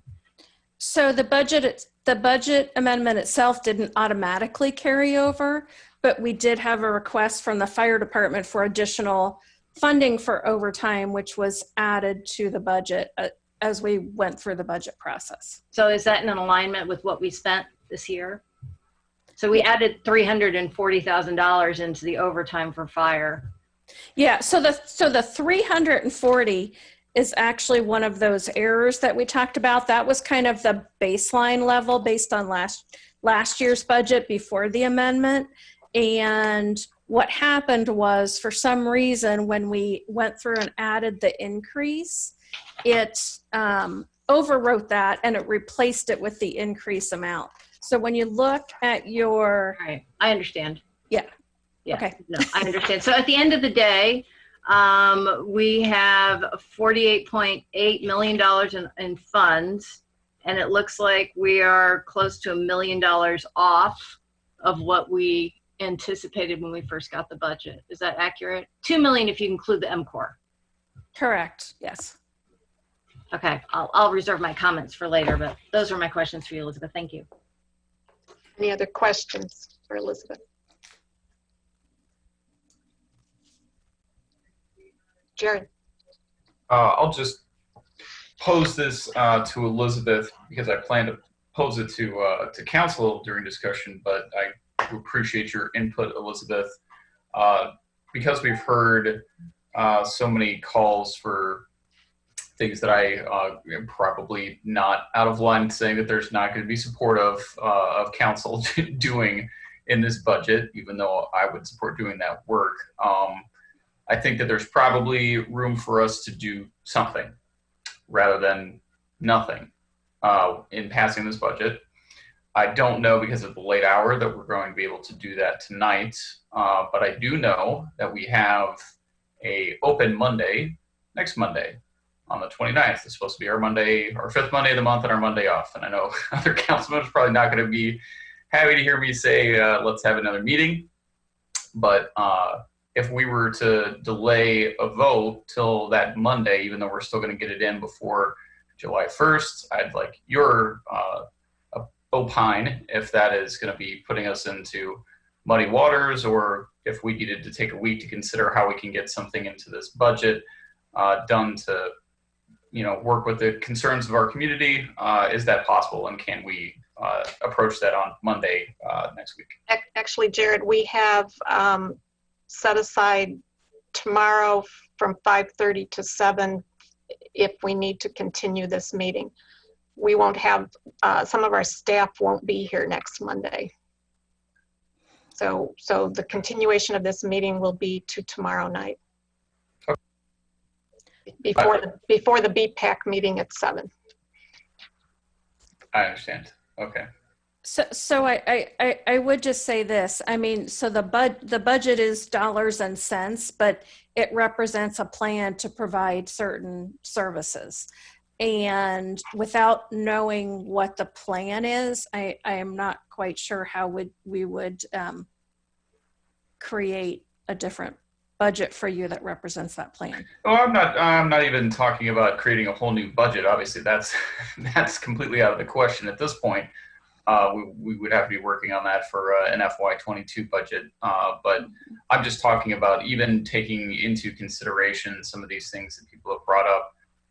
Even line items such as the K-9 unit, which people have made very good arguments in my eyes about being an unnecessary expenditure. I mean, it's $50,000. Yeah, in the grand scheme of our $48 million budget, it's not a lot, but anything and everything counts. And, I know that, it's getting late and I don't want to belabor the point, but I'd like to take action on something. And that's my intention, not to try and redo the budget, because I know there's not going to be will in council to do that at this point. So I would say this about that particular item. So what you're looking at is a vehicle that's in the budget for next year when you talk about that K-9 unit. It's a vehicle that's equipped for the K-9. I would assume that even if we weren't going to have the canine, we probably still require that vehicle. It's just going to be equipped differently. There's a canine actually budgeted in the VERF, so it's not as simple as just like picking one item out of the budget and changing it. It probably affects, you know, potentially multiple items. Okay. I'll say the rest of my comments with council. Any other questions?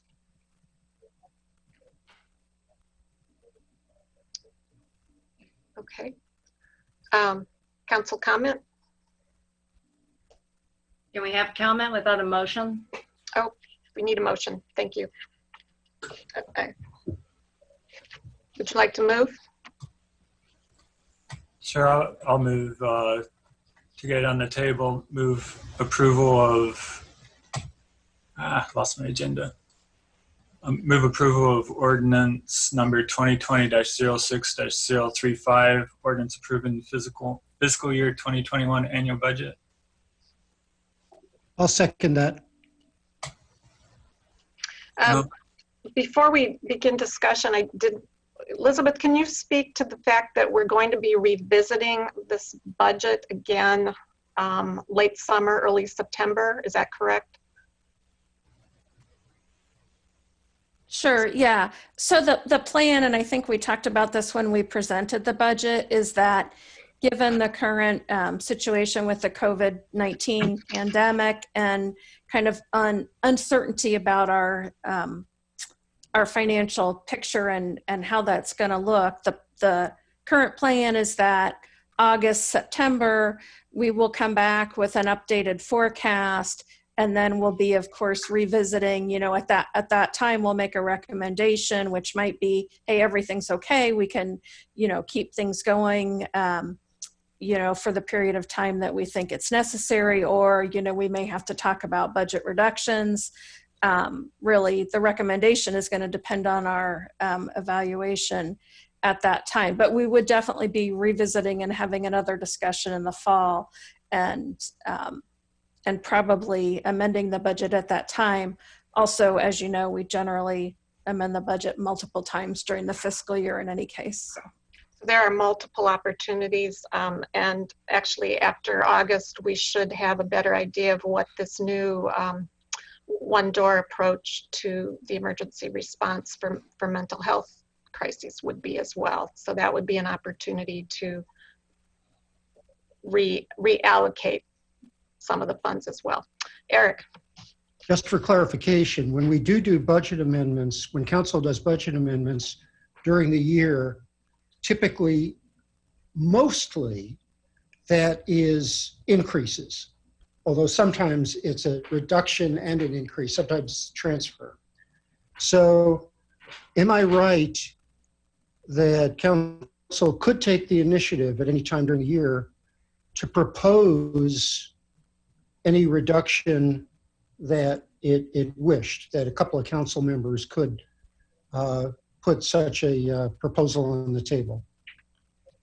yeah, so if there were a proposal like that, then I could work to put together an appropriate budget amendment to reflect, you know, the details of whatever the proposal was.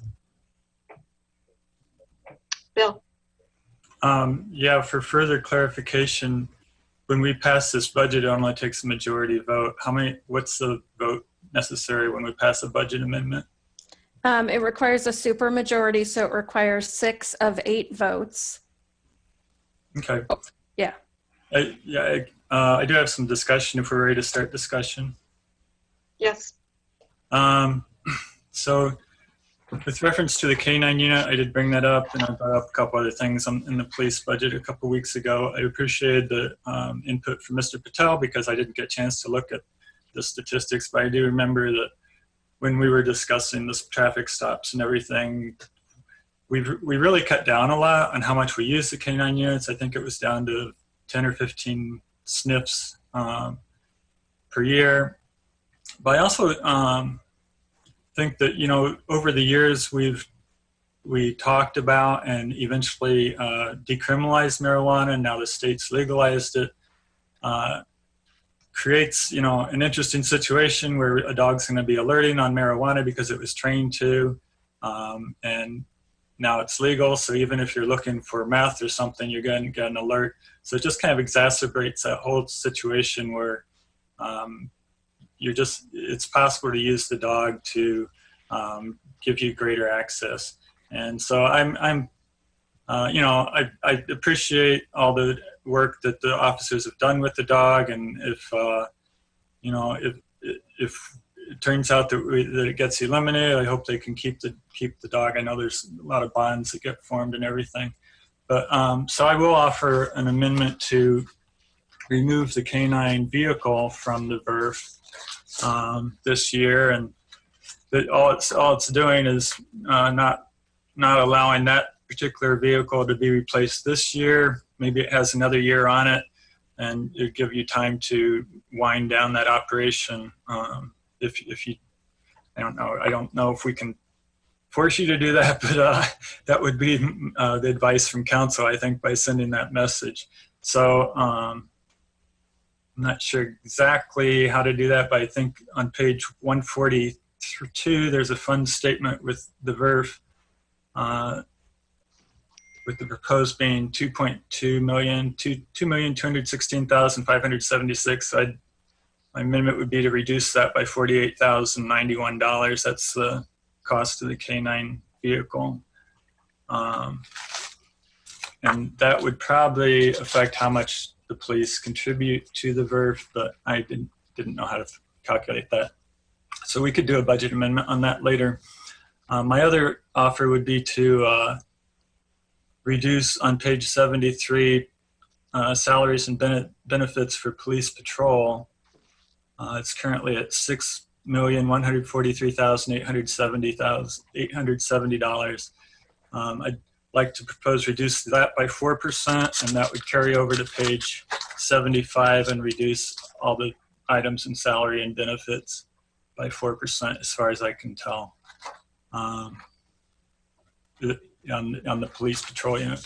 And the purpose for that is partially because it would free up that canine officer to do a little bit more patrol. They wouldn't have as much, they wouldn't have to worry about, care of the dog as much. And so you'd get a little bit of savings there. We also have about a half-time position being saved because we were providing that for free at the as a SRO, school resource officer, and now both full-time positions are being fully funded by the school board.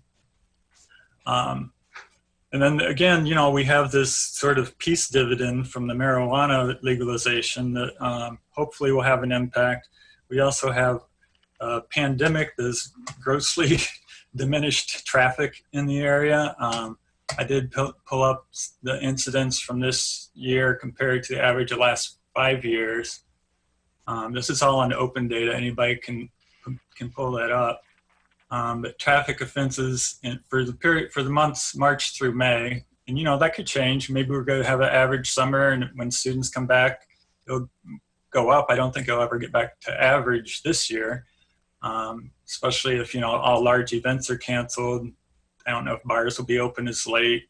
If they are open, they have reduced capacity. It's kind of unpredictable. So I appreciate being able to look at this again in the fall, and if we need to make adjustments, we can. I think it's good to try to right size it from the beginning. But traffic offenses are down 72% for those 3 months. Accidents are only down 25%. Theft is down 27%. Batteries down 7%. Warrants and summonses down 44%. Domestic disputes are actually up 2%. But overall, the police incidents, we're down 31% in March, 45% in April, 42% in May. So, there could be less demand and more opportunities for training, but I'd say we're pretty safe reducing that and allowing positions to stay open, basically, and by reducing the budget for that. Can you summarize your two? Yeah, so I'll try to put it in the form of an amendment. I'll move to amend this the salaries and benefits for police patrol on page 73. That's item 100. Yeah, this account number is 100-202-01, and then item 50 under that. Reduce that by 4%. And from what I understand, maybe Elizabeth correct me if I'm wrong, but on page 75, that would basically where it itemizes everything under item 50, salaries and benefits.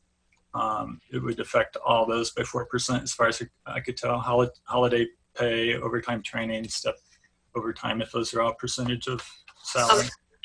Elizabeth, I'll call on you. We do need a motion to extend the meeting. We're coming up on 10:30. I'll make the motion. By 30 minutes. Okay. Moved by Mary Alice. Was that Jared? Yeah. It was me. Jared moved it. I'll second it. Moved by Jared, seconded by Mary Alice. Will the clerk please call the roll? Council members Brown, Yes. Colbrook, Yes. Hersey, Yes. Jacobson, Yes. Miller, Yes. Roberts, Yes. Wu. Yes. That motion passes. Elizabeth? So what I was going to say is simply reducing the salaries by 4% doesn't necessarily translate into 4% on all of those benefits. And so part of the reason is that we have PSEBA benefits in there, benefits that we pay under the Public Safety Employee Benefits Act. And also we have police pension contributions in that category, which we've already levied taxes for that we will have to pay. So I'll make the motion to change that first line to by 4%, and then it looks like we're going to be continuing this meeting till tomorrow. So would you have time to calculate how that would impact the items on page 75? I can take a shot at that. Or, we could pick it up in a budget amendment later. I'm not sure that partly the benefits go down to specific positions that are filled with certain people. So for example, I can take a percentage off of health insurance, but it's not the same amount for every employee. So I can come up with a reasonable suggestion that I think will work for you. How's that? Okay. And just kind of to finish my thought on this is, we're talking about hopefully maybe doing some additional social service response work, and the mayor's alluded to that. I know other departments have had an embedded social worker, and I know one of the concerns about not having a canine unit actually was for Urbana kind of does this. We work together with Champaign and I guess the county, whoever else has a dog, and if one canine unit can't respond, then another one can, and there's this mutual assistance. And so I guess there was some concern that if we didn't have a canine, we wouldn't be able to provide that mutual assistance. But maybe there's another role we could provide instead as mutual assistance if we do some kind of embedding of a social worker or more crisis intervention training. We might be able to offer something like that, sort of to help out other agencies on a as needed basis. I'm fairly rare if it's only 15 times a year. And just one last thought on this is if we do move in that direction and eventually transition some of the police first response to other agencies, there's going to be an investment up front, but I think it's important to always kind of take your dividends after that, because otherwise you get an inflated budget. So I think, if we are able to shift some of the response to other first responders, then we need to kind of take the dividends from the police budget. So that's kind of what I'm proposing with as sort of a first start or an example from the legalization of marijuana. We've always expected that to reduce some strain on the police department. I think it hopefully is. So this would be kind of a start in that direction budget-wise. Bill Colbrook? Yeah, I appreciate the comments from the other council members about the canine unit, but frankly, I did not hear any compelling arguments from the public about getting rid of the canine unit or the canine car. I just quite frankly don't understand the opposition to a canine unit in the police department. I can say with probably 100% certainty that I've got a whole heck of a lot more experience in my lifetime with the canine unit than anybody else on the council. I've probably called upon and used a police canine well over 1,000 times in my career. Although we don't have anybody on the police department, on the call at the moment that will probably address what the capabilities of the canine unit would be, the dog itself. But just a couple quick things. Although there is legalization of marijuana, there's a size limit. There's a capacity to what you can legally possess. Anything above that's illegal. A canine is usually used, as we know, for sniffing out illegal narcotics, including marijuana. If it's over the size limit, still illegal. It was illegal yesterday, it's going to be illegal tomorrow. If there's a moving truck, a semi, that's got 1,000 kilos of marijuana, that's illegal. The canine would be used to sniff that out. We've heard about how the canine would supply probable cause. Establishing probable cause in law enforcement is a well-established practice that's codified in case law for years and years and years. That's part of our, jurisprudence in the nation. There's a lot of other things that a canine can do except just sniff out drugs. Just as an example, they can do article searches. Let's say somebody was fleeing and dumped a gun. The dog can help find the gun. That helps keep the community safe. Let's say a child walked off and lost their top. The dog can track the top, track the individual. Person tracking, once again, lost persons, whether it's a child, somebody with dementia, silver searches, somebody with medical issues, they can do person tracking. They do handler protection. If sometimes the dogs are trained to protect the handler themselves, the police officer themselves. So if somebody's attacking the police officer, the dog is trained to protect the handler, the police officer. There's lots and lots of reasons for a canine. And I simply, for one, do not understand why we would, as a council, not support Urbana Police having a canine. Just my personal opinion.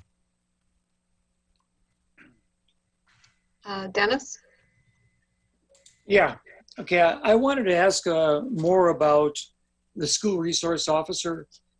And you could perhaps kind of review the fact or to what degree the school districts are participating now in handling the costs of having those in the school, how this reflects in our budget, which still has several thousands of dollars associated with the school resource officer, and also the fact that we have several cars that have been purchased and emblazoned with school resource officer logos. And are these going to be still maintained by the city of Urbana, even though the officers their wages are going to be paid by the school district? Am I correct in these things? So Bryant might want to jump in here at some point, but the school resource officers are city employees. They're not school district employees. So we pay their salaries, we paid for the vehicles they drive.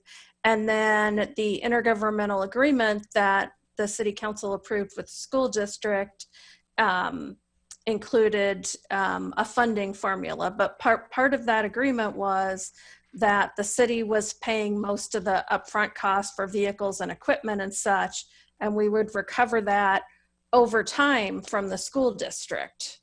So, but they are city employees. There's a reimbursement coming from the school district to offset that cost. But not a complete coverage of the costs, apparently. Is that correct then? It would be over time, it would be complete coverage. I don't, maybe Bryant can jump in here.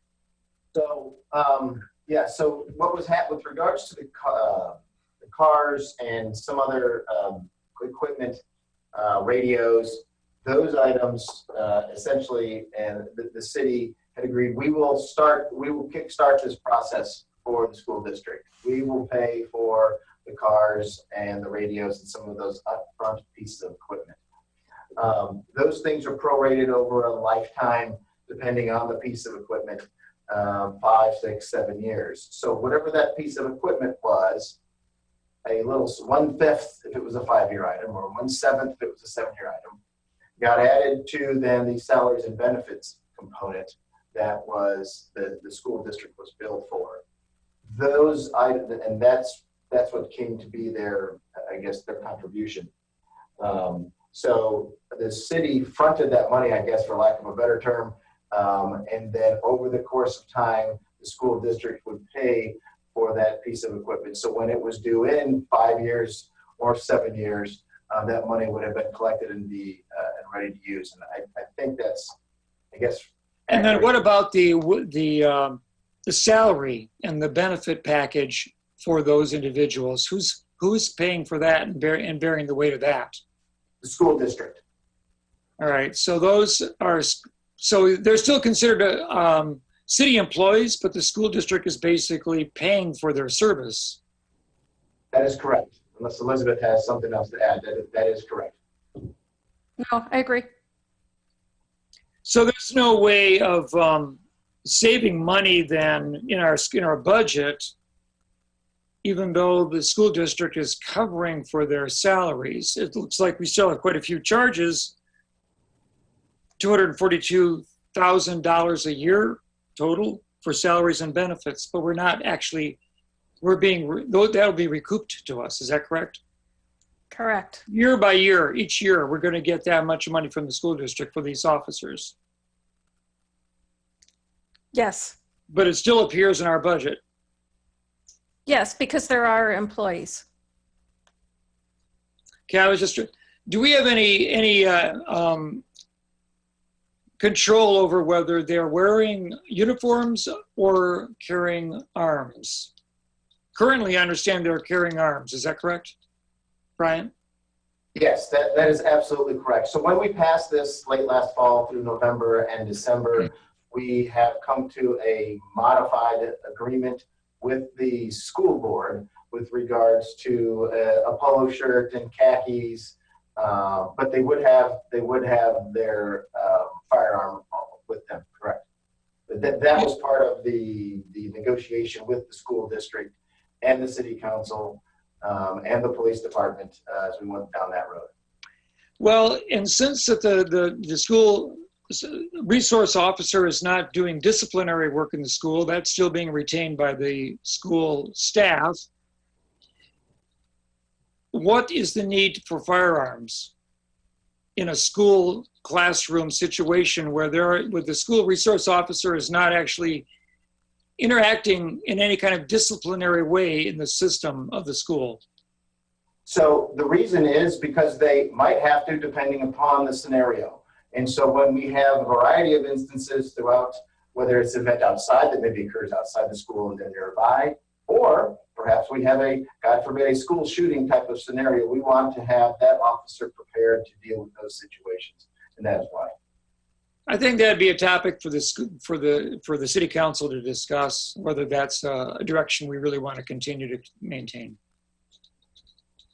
Okay, thank you. Any other comments, Eric? I have a question, which is sort of leading into a comment. Do the salary lines for the police department assume that we will replace people as they retire? Correct. The salary lines assume full staffing. So then the follow-up comment is that if we made a mid-year decision that we were going to support, that the city was going to support this new crisis model that would require new personnel at a center that police would bring people to, as opposed to bringing them to the jail. Would one way, and this is presumably or possibly a way to relieve personnel pressure on the police department, might those lines be supported by lines that we don't roll over when police retire? Right. So you're saying realize some savings through attrition as people separate and then repurpose those funds. And repurpose those funds to the crisis intervention model that the mayor described. Right. That's possible. And okay, and that's something that could be, yeah, I'm sure that every year there are going to be, given the size of the force and how long people remain on the force, there are going to be a few retirements each year. Yeah, certainly. Yeah, okay. Mary Alice?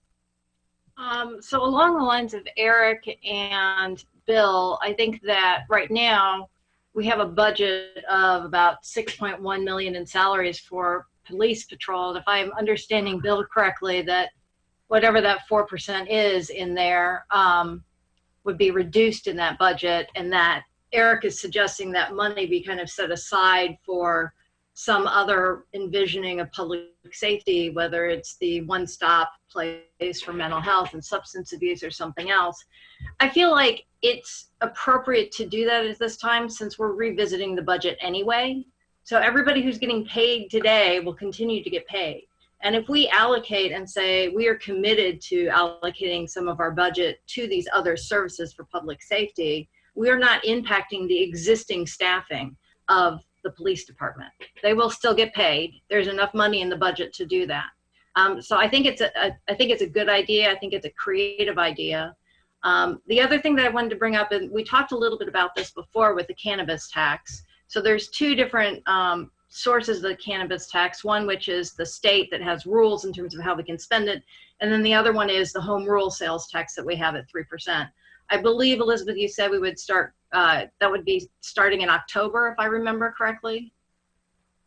Yes, we expect to receive our first payment passed through from the state in October. Okay. So my concern is I feel like we should be reinvesting some of that money into building the community that's been impacted by the criminalization of marijuana. And so I'd like for council to think about using at least a portion of those funds, at least half of those funds, to reinvest in the communities that have been most impacted by it. So we could do something similar to what we do with social services and have a separate fund for that, and have people give us different proposals. I did also want to kind of go quickly because I was going through this budget and I just wanted the public to kind of understand what we're working with here in terms of the numbers for the policing budget. So about 82% of our existing policing budget is used for salary and benefits. So that's personnel. About 9.3% is used for VERF, which is the replacement of vehicles, and then transfers in between departments. That includes things such as paying for IT resources because we restructured how IT was being funded. So we have the inter and intra transfer of funds, which is about 9%. We also pay about $600,000 roughly for 911. So if I add all that stuff up, then we're basically paying, that's 97.3% of our budget is just in those three groupings. So whatever we do, really it's salary and benefits that has the biggest component out of all of that. And we don't have a lot of flexibility in terms of the other percentages. I also wanted to just let the public know that there are other taxing bodies that are funded through property taxes. So the school district, all the education is funded not out of the city budget, it's funded out of property tax. And I think they have roughly 53% of the property tax goes to the school district. We also have public health, which is its own taxing body. And then there's also a mental health and I think it's called DSC, which has a county-wide budget of $6 million. So I'm not saying that the city shouldn't be investing in similar resources, but there is other money out there allocated by taxes that we should just be cognizant of, because whatever we do, we want to do in coordination with all of the community members that we have. The mental health budget is done, they give grants to different groups. So I was looking through the grants that they give, and they give to groups that we currently give our social service fundings to. So for example, they give money to the healthcare, consumer healthcare group. They give money to the women's shelter. So the mental health does fund some of those services. In addition, the social services fund grants that we have, which is a collaboration with Township. We also give money to those people. The last thing that I wanted to say about this was, since I'm on the social services grant committee, one of the things that we prioritize because of the times that we live in is to ensure food safety. So we prioritize grants that would directly address and help with food insecurity in our community. So that's where we put our resources at the moment, and we have some other resources that we'll talk about as people evolve in terms of the needs of COVID right now. So those are all my comments, I think. Sharice? Yeah, I just wanted to piggyback somewhat on what Mary Alice was saying regarding the cannabis tax. This is something I brought up a couple of meetings ago, because I was talking about that my understanding was that some of that tax was supposed to go to the most impacted community in forms of some kind of programs. And I just wanted to know if there was anything that was put in place in for that to happen. So, and I even suggested that maybe Carol Ammons could come in and talk to the council about it. So I don't know the ins and outs of that particular caveat regarding the cannabis tax, but I would like to know more. So our 3% cannabis tax does not have any specific restrictions under state law. I think I did send all of you, after that question came up, some information about the programs that the state is doing and where to find that. But our general fund cannabis tax money is not restricted unless we choose to restrict it. The money that's going into the police special fund is restricted, but that's a much smaller amount. What is this police special fund exactly? What is that comprised of? So that's where we put money that comes into the police department that is restricted for specific purposes. So, for example, that restricted cannabis revenue that comes from the state goes there. And if we get any funds from narcotics forfeitures, we get an allocation through the county, but it's based on state law for e-citations, electronic citations. So anything that they receive that's restricted, we put there so we can make sure that it is only used for the purposes for which it's intended. Okay. Any other comments? Jared? So I don't know what exact numbers. Wait, Eric, I called on Jared. Sorry. Oh, I'm sorry. That's fine. Go ahead, Eric. Sure. Okay, I don't know how to put exact numbers on this, but maybe something that we could converge on would be to take a fraction of money that would be saved by not replacing retiring officers this year, maybe something of the order of 50% of that. And, or except I don't know how much that would be, but some fraction of that, and reserving that towards the, supporting the new crisis intervention model that will be planned. and then that can be, it seems as though, I didn't realize the numbers that Bill was reading. It sounds as though the pandemic is a great crime reduction tool, but that does perhaps reflect that we could reduce patrolling somewhat without impairing public safety, but I wouldn't want to overshoot, because it may be that it may be that calls will return, and so somehow calibrating some fraction of that flexible money that might be realized by not budgeting at the start of the year for replacing everybody who retires, and thinking that that'll be directed towards a different kind of crisis intervention. Might be a way to go. We'll also have a much better idea of what the budget needs to be in a few months for that approach. So we don't have a figure yet. Jared.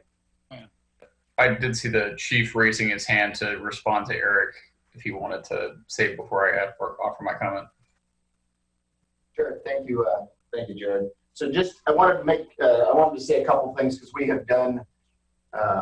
we have had these sorts of discussions before, and I get that there is a renewed sense of vigor to some of these discussion points.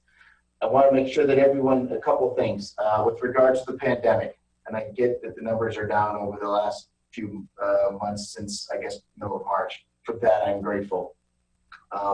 But again, I think everybody sort of realizes it's most likely some sort of a temporary impact. The other thing I want to make mention of, and we've done this over the course of different councils and times, is making sure that as these things sort of fluctuate, when all of us, if somebody wants, hey, we think we need more or whatnot, just understand that that's a bit of a time in coming. We don't go and hire someone and in 6 weeks they're ready and willing and able. So one of the things we try to do is forecast these things, which is why numbers, knowing roughly we hire 4.6 officers a year, is fairly valid. One other point I'd like to make that I think is part of this discussion, and I've had this, I think, with a couple of council members on a smaller scale, has to do with, I know it's not everybody's favorite, but there is a statistic about officers per capita. And what exactly does that mean? 15 years ago, during one of the negotiations with the FOP regarding salary, they identified about 20 different police departments that were comparables, that we would use, that we would think that would be similarly sized. And it's everything from Bloomington to Carbondale to Champaign, Charleston, Danville, Decatur, DeKalb, East Moline, East Peoria, Edwardsville, Evanston, Kankakee, Macomb, Moline, Normal, Peoria, Quincy, Rantoul, Springfield, and Urbana. And we've kind of kept track over the course of the years as to how does Urbana relate to all of those. And I will tell you that most of the time, and at least for 2018, the last year that numbers were available, Urbana's ratio officer per capita was 1.39. We beat one community, Macomb, which was 1.38. So just as a sense of, and again, this isn't like, hey, we've got some ideas. I just sort of want to make sure that everybody's clear sort of where Urbana is. And it's been there. I can remember Steve Bauer of the News Gazette writing a story in the 1990s about Urbana's per capita. So it's been something that we've struggled with. And I just think that needs to be said with regards to as the council is deciding, and we kind of move how we want to move forward and how we decide what's our holdback. And it was interesting. I think, Mary Alice, you talked about 82%. If you'd asked me on the back of the envelope math, I would have guessed 85% was salary and benefits. So yes, I absolutely understand that that's where our biggest hunk of our budget is. So I just thought that should be said as part of the discussion. Thank you, Jared. We're bumping up against 11 p.m. Is there a motion to extend? Or what's the will? We have the option to continue to tomorrow. We do. So Diane, can I speak? Yes, you may. Thank you. So you had mentioned tomorrow if we meet, we have to end before 7. Is that right? Correct. So we would, if we met at 5:30, that would give us an hour and a half. Yes, that's it. I feel like we should budget that in as we think about if we're going to move forward. So right now we have the annual budget ordinance and we have the reappointments, and then we have closed session, and then we have discussion of the body camera. That's what's remaining on our agenda right now. I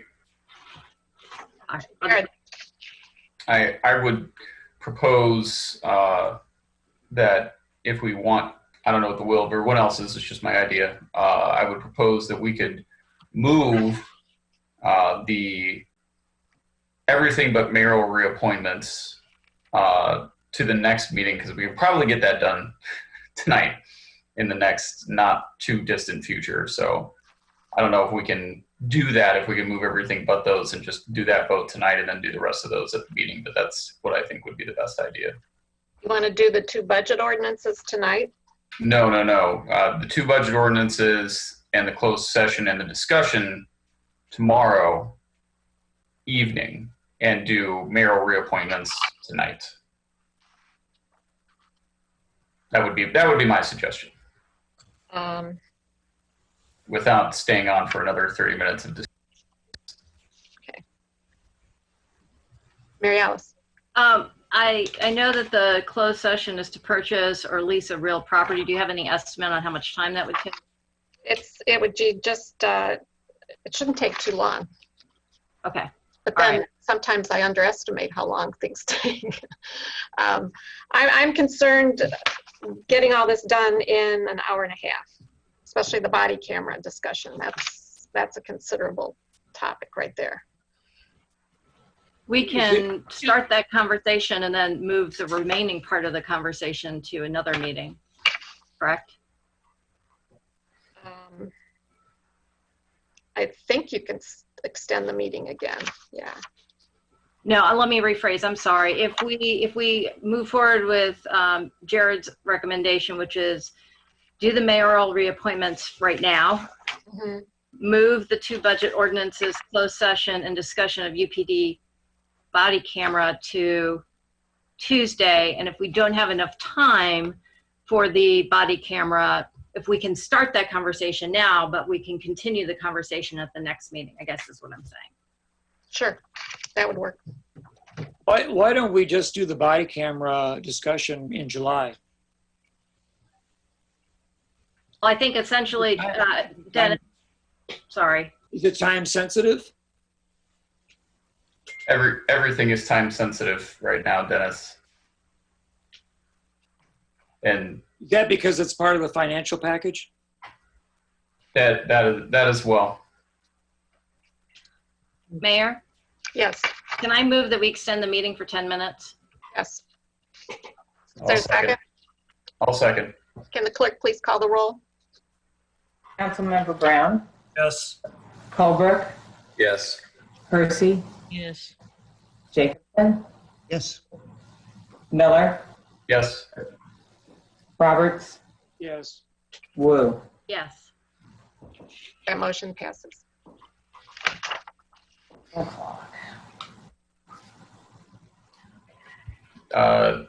we need to make a motion on that to get action, or what's the consensus?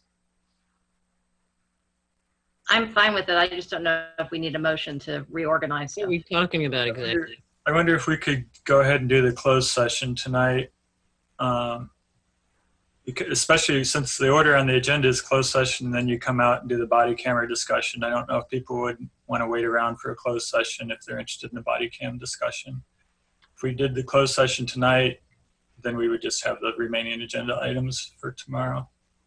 Yes, and in order to continue a meeting, we cannot change the agenda items. You can change the order of them, but you can't change the agenda content. I would be fine with doing the closed section now because the mayoral appointment shouldn't take too long tomorrow. I'd be fine with that too. Okay, so for tomorrow's meeting, it's the 2 budget ordinances and possibly body cameras And the mayoral appointments. and the appointments tomorrow. Yep. Yeah. Okay. Did we get anything for the code to get into the closed session tonight? We need that. We got an email. There should be an I email. didn't get it. I didn't get it. Oh, we're about to send it. We're about to send it. I have one more question, Mayor. Yes. So if we go into closed session, does that mean that we have to extend it beyond the 10 minutes or do we? Probably should. So if we just extend it to 11:30, then we're covered. And then if we get out earlier, we get out earlier. That should cover it. Okay, well, I'll make a motion that we extend the meeting to 11:30. I'll second. All those, please call the roll.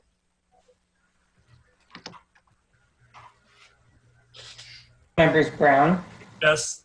Colbrook, Yes. Hersey, Yes. Jacobson, Yes. Miller, Yes. Roberts, Yes. Wu. Yes. That motion passes. So the meeting is extended till 11:30. You need to leave. I'll move to go into closed session for the purpose of lease of real property pursuant to 5 ILCS 120/2C5. I'll second. Moved by Bill, seconded by Jared. Will the clerk please call the roll? Council members Brown, Yes. Colbrook, Yes. Hersey, Yes. Jacobson, Yes. Miller, Yes. Roberts, Yes. Wu, Yes. That Mayor motion- Marlin. Yes, that motion passes. So we will leave this Zoom meeting and Kate will send an email with the link to the closed session meeting. Okay. And then we will go out of closed session, come back and rejoin this Zoom meeting. As a reminder, we do have, I think, a motion on the floor to approve the budget. And I tried to make a motion on the amendment, but I don't think anyone seconded it. Is that right? Sounds right. We were still discussing your comments about the amendment, so no amendment had been made yet. Okay. So we have just the motion on the floor on the budget to pick up tomorrow. Yes, and then if we want to make any amendments tomorrow, then we can make them tomorrow before the, yeah. The original motion, we just have the original motion. Okay. I'll move to continue the meeting to tomorrow at 5 p.m. or 5:30? 5:30. At 5:30 p.m. We need to first get out of. Oh, I'm sorry. So is there a motion to? Motion to come out of closed session. I'll second. Will the clerk please call the roll?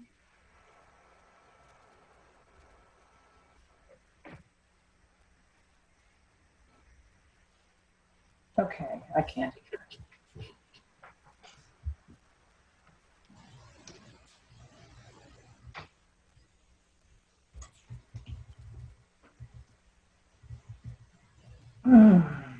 Okay.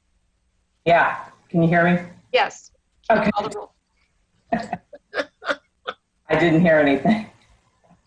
Was there a motion for something? Yes, please call the roll. It's to come out of closed session. Okay. Councilmember Brown, Yes. Colbrook, Yes. Hersey, Yes. Jacobson, Yes. Miller, Yes. Roberts, Yes. Wu, Yes. Mayor Marla. Yes. For the record, I think the motion was made by Jared and seconded by Mary Alice. Thank you, Bill. Okay. And this meeting will be continued or reconvened Tuesday, June 23rd at 5:30 p.m. We need a motion for that, Dan. Oh, let's do one just to be on the safe side.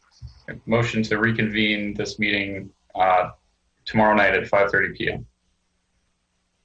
I'll second it. Moved by Jared, seconded by Mary Alice. Will the clerk please call the roll? Member Brown, Yes. Colbrook, Yes. Hersey, Yes. Jacobson, Miller, Yes. Roberts, Yes. Wu. Yes. That motion passes. We'll see you tomorrow night at 5:30.